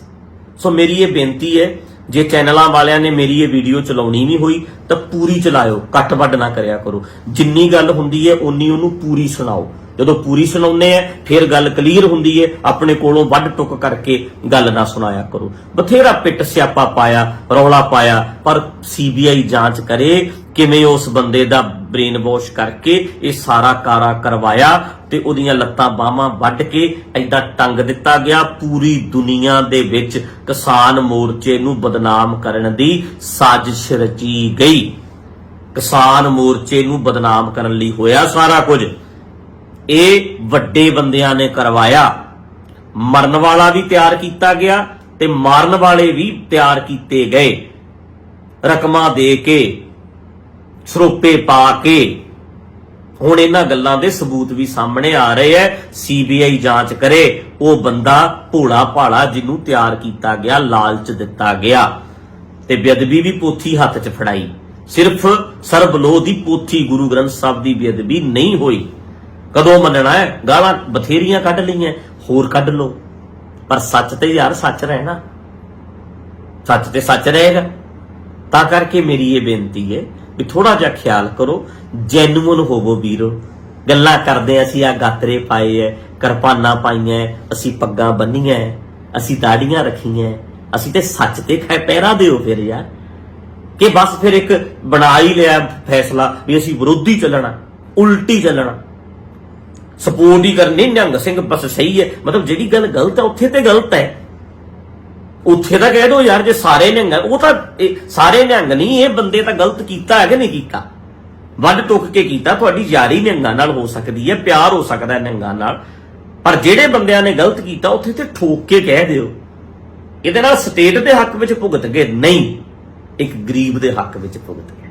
ਸਾਡਾ ਫਰਜ਼ ਬਣਦਾ ਕਿ ਕਿੱਦਾਂ ਇਹ ਬੰਦੇ ਮਨੋਪਲੇਟ ਕਰਦੇ ਆ ਗੱਲ ਨੂੰ। ਤੇ ਆ ਮੈਂ ਗੱਲ ਜ਼ਰੂਰੀ ਕਹਿਣੀ ਚਾਹੁੰਦਾ ਸੀ, ਬੀਬੀ ਜਗੀਰ ਕੌਰ ਹੋਣਾ ਨੇ, ਸ਼੍ਰੋਮਣੀ ਕਮੇਟੀ ਨੇ ਕੱਲ ਜਿਹੜਾ ਮਤਾ ਪਾਸ ਕੀਤਾ ਹੈ, ਮਨੋਪਲੇਟ ਕੀਤਾ। ਉਹ ਐਸਜੀਪੀਸੀ ਵਾਲਿਓ, ਸ਼੍ਰੋਮਣੀ ਕਮੇਟੀ ਵਾਲਿਓ, ਐਗਜ਼ੈਕਟਿਵ ਵਾਲਿਓ, ਦੱਸੋ ਮੈਨੂੰ, ਮੈਂ ਜਵਾਬ ਸਵਾਲ ਪੁੱਛਦਾ ਤੁਹਾਡੇ ਤੋਂ ਵੀ ਤਰਨਤਾਰਨ ਸਾਹਿਬ ਦੇ ਵਿੱਚ ਇੱਕ ਤੇ ਹਰਦੁਆਨ ਹਾਲ ਹੈ, ਇੱਕ ਲੰਗਰ ਹਾਲ ਹੈ, ਠੀਕ ਹੈ, ਤੇ ਜਿਹੜਾ ਜਿਹਦੇ ਚ ਗੁਰੂ ਗ੍ਰੰਥ ਸਾਹਿਬ ਦਾ ਪ੍ਰਕਾਸ਼ ਹੁੰਦਾ ਉਹਨੂੰ ਕੀ ਕਹਿੰਦੇ ਹੋ? ਦਰਬਾਰ ਹਾਲ, ਦਰਬਾਰ ਸਾਹਿਬ, ਜਿੱਥੇ ਰੋਜ਼ ਕੀਰਤਨ ਹੁੰਦਾ ਹੈ। ਅਗਲਾ ਕਹਿੰਦਾ ਲੰਗਰ ਹਾਲ ਜਾ ਆਇਆ, ਹਾਂਜੀ। ਪ੍ਰਸ਼ਾਦਾ ਛਕ ਲਿਆ, ਹਾਂਜੀ। ਹੁਣ ਦਰਬਾਰ ਸਾਹਿਬ 'ਚ ਵੀ ਮੱਥਾ ਟੇਕਿਆ। ਉਹਨਾਂ ਨੂੰ ਵੀ ਦਰਬਾਰ ਸਾਹਿਬ ਕਿਹਾ ਜਾਂਦਾ ਹੈ। ਸ਼੍ਰੋਮਣੀ ਕਮੇਟੀ ਵਾਲਿਓ, ਕਿ ਇੱਕ ਪਾਸੇ ਹੀ ਹੋ ਗਏ ਆ ਤੁਸੀਂ, ਕਿ ਤੁਹਾਨੂੰ ਬਸ ਹੁਣ ਦਿਸਦਾ ਹੀ ਢੱਡਰੀਆਂ ਵਾਲਾ ਵਿਰੋਧ ਕਰਨਾ ਹੈ। ਲੋਕਾਂ ਨੂੰ ਭੜਕਾਉਣ ਤੋਂ ਬਿਨਾ ਹੋਰ ਵੀ ਕੋਈ ਕੰਮ ਹੈਗਾ?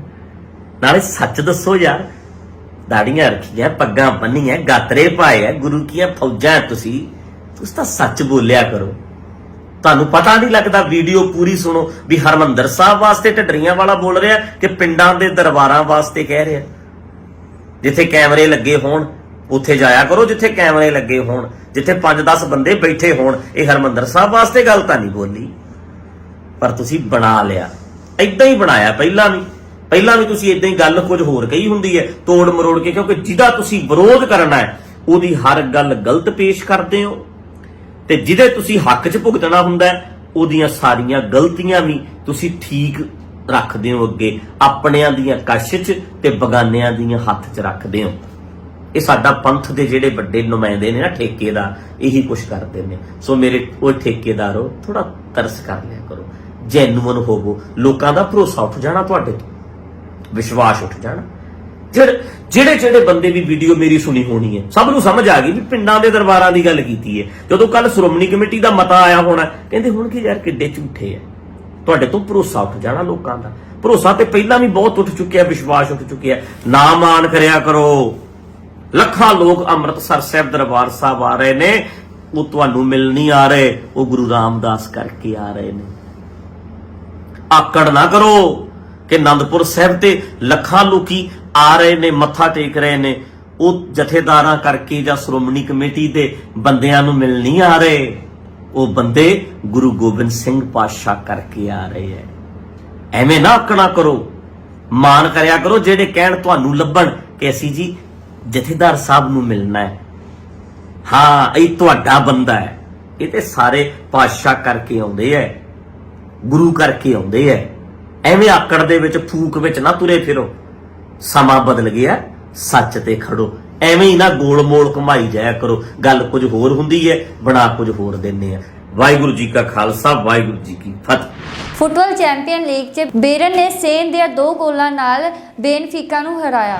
ਬੇਰਨ ਮਿਊਨਿਖ ਨੇ ਚੈਂਪੀਅਨ ਲੀਗ ਫੁੱਟਬਾਲ ਵਿੱਚ ਆਪਣੀ ਜਿੱਤ ਦਾ ਸਿਲਸਿਲਾ ਜਾਰੀ ਰੱਖਦੇ ਹੋਏ ਬੇਨਫੀਕਾ ਨੂੰ 4-0 ਤੋਂ ਹਰਾਇਆ, ਪਰ ਕੋਚ ਜੂਲੀਅਨ ਜਿੱਤ ਵੇਖਣ ਲਈ ਮੌਜੂਦ ਨਹੀਂ ਸਨ। ਬੇਰਨ ਨੇ 2 ਗੋਲ ਅਮਾਨੇ ਹੋਣ ਤੋਂ ਬਾਅਦ 77ਵੇਂ ਮਿੰਟ ਵਿੱਚ ਆਪਣਾ ਖਾਤਾ ਖੋਲ੍ਹਿਆ। ਸੇਨ ਦੇ ਪਹਿਲੇ ਗੋਲ ਤੋਂ ਬਾਅਦ ਬੇਨਫੀਕਾ ਦਾ ਬਚਾਅ ਟੁੱਟ ਗਿਆ। ਇਸ ਜਿੱਤ ਦੇ ਨਾਲ ਬੇਰਨ ਗਰੁੱਪ ਈ ਵਿੱਚ ਬੇਨਫੀਕਾ ਤੋਂ 5 ਅੰਕ ਅੱਗੇ ਹੈ। ਉਸਨੇ 12 ਗੋਲ ਕੀਤੇ ਹਨ ਅਤੇ ਇੱਕ ਵੀ ਨਹੀਂ ਗਵਾਇਆ। ਬਾਰਸੀਲੋਨਾ ਤੀਜੇ ਸਥਾਨ ਤੇ ਹੈ, ਜੋ ਬੇਨਫੀਕਾ ਤੋਂ 1 ਅੰਕ ਪਿੱਛੇ ਹੈ। ਮੈਚ ਤੋਂ 1 ਘੰਟਾ ਪਹਿਲਾਂ ਕੋਚ ਜੂਲੀਅਨ ਫਲੂ ਵਰਗੀ ਲਾਗ ਕਾਰਨ ਹੋਟਲ ਵਿੱਚ ਹੀ ਰਹੇ। ਉਸਨੇ ਉੱਥੇ ਸਹਾਇਕ ਕੋਚਾਂ ਨੂੰ ਹਿਦਾਇਤਾਂ ਭੇਜੀਆਂ। ਬਾਇਰਨ ਦਾ ਸਕੋਰ 80ਵੇਂ ਮਿੰਟ ਵਿੱਚ ਬੇਨਫੀਕਾ ਦੇ ਆਤਮਘਾਤੀ ਗੋਲ ਨਾਲ 2-0 ਹੋ ਗਿਆ।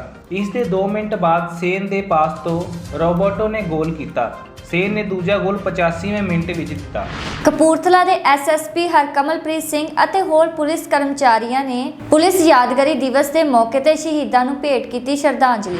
ਪੁਲਿਸ ਲਾਈਨ ਕਪੂਰਥਲਾ ਵਿਖੇ ਐਸਐਸਪੀ ਕਪੂਰਥਲਾ ਦੀ ਅਗਵਾਈ ਵਿੱਚ ਸ਼੍ਰੀ ਹਰਕਮਲਪ੍ਰੀਤ ਸਿੰਘ ਅਤੇ ਹੋਰਾਂ ਨੇ ਪੁਲਿਸ ਯਾਦਗਾਰੀ ਦਿਵਸ ਪਰੇਡ ਵਿੱਚ ਕੁਰਬਾਨੀਆਂ ਦੇਣ ਵਾਲੇ ਪੁਲਿਸ ਕਰਮਚਾਰੀਆਂ ਨੂੰ ਸ਼ਰਧਾਂਜਲੀ ਭੇਟ ਕੀਤੀ। ਦੇਸ਼ ਨੂੰ ਅੰਦਰੂਨੀ ਅਤੇ ਬਾਹਰੀ ਖਤਰਿਆਂ ਤੋਂ ਬਚਾਉਣ ਵਿੱਚ ਪੰਜਾਬ ਪੁਲਿਸ ਅਤੇ ਹੋਰ ਸੁਰੱਖਿਆ ਬਲਾਂ ਦੀ ਭੂਮਿਕਾ ਦੀ ਸ਼ਲਾਘਾ ਕਰਦਿਆਂ ਉਹਨਾਂ ਕਿਹਾ ਕਿ ਸਮਾਜ ਫੌਜਾਂ ਦੀਆਂ ਕੁਰਬਾਨੀਆਂ ਦਾ ਰਿਣੀ ਰਹੇਗਾ। ਪੁਲਿਸ ਕਰਮਚਾਰੀਆਂ ਨੇ ਸ਼ਹੀਦ ਜਵਾਨਾਂ ਦੀ ਯਾਦ ਵਿੱਚ ਯਾਦਗਾਰ ਦੇ ਫੁੱਲ ਮਾਲਾਵਾਂ ਵੀ ਅਰਪਿਤ ਕੀਤੀਆਂ ਅਤੇ ਪੁਲਿਸ ਮੁਲਾਜ਼ਮਾਂ ਨੇ ਪਰਿਵਾਰਾਂ ਨੂੰ ਐਸਐਸਪੀ ਕਪੂਰਥਲਾ ਵੱਲੋਂ ਸਨਮਾਨਿਤ ਵੀ ਕੀਤਾ ਗਿਆ।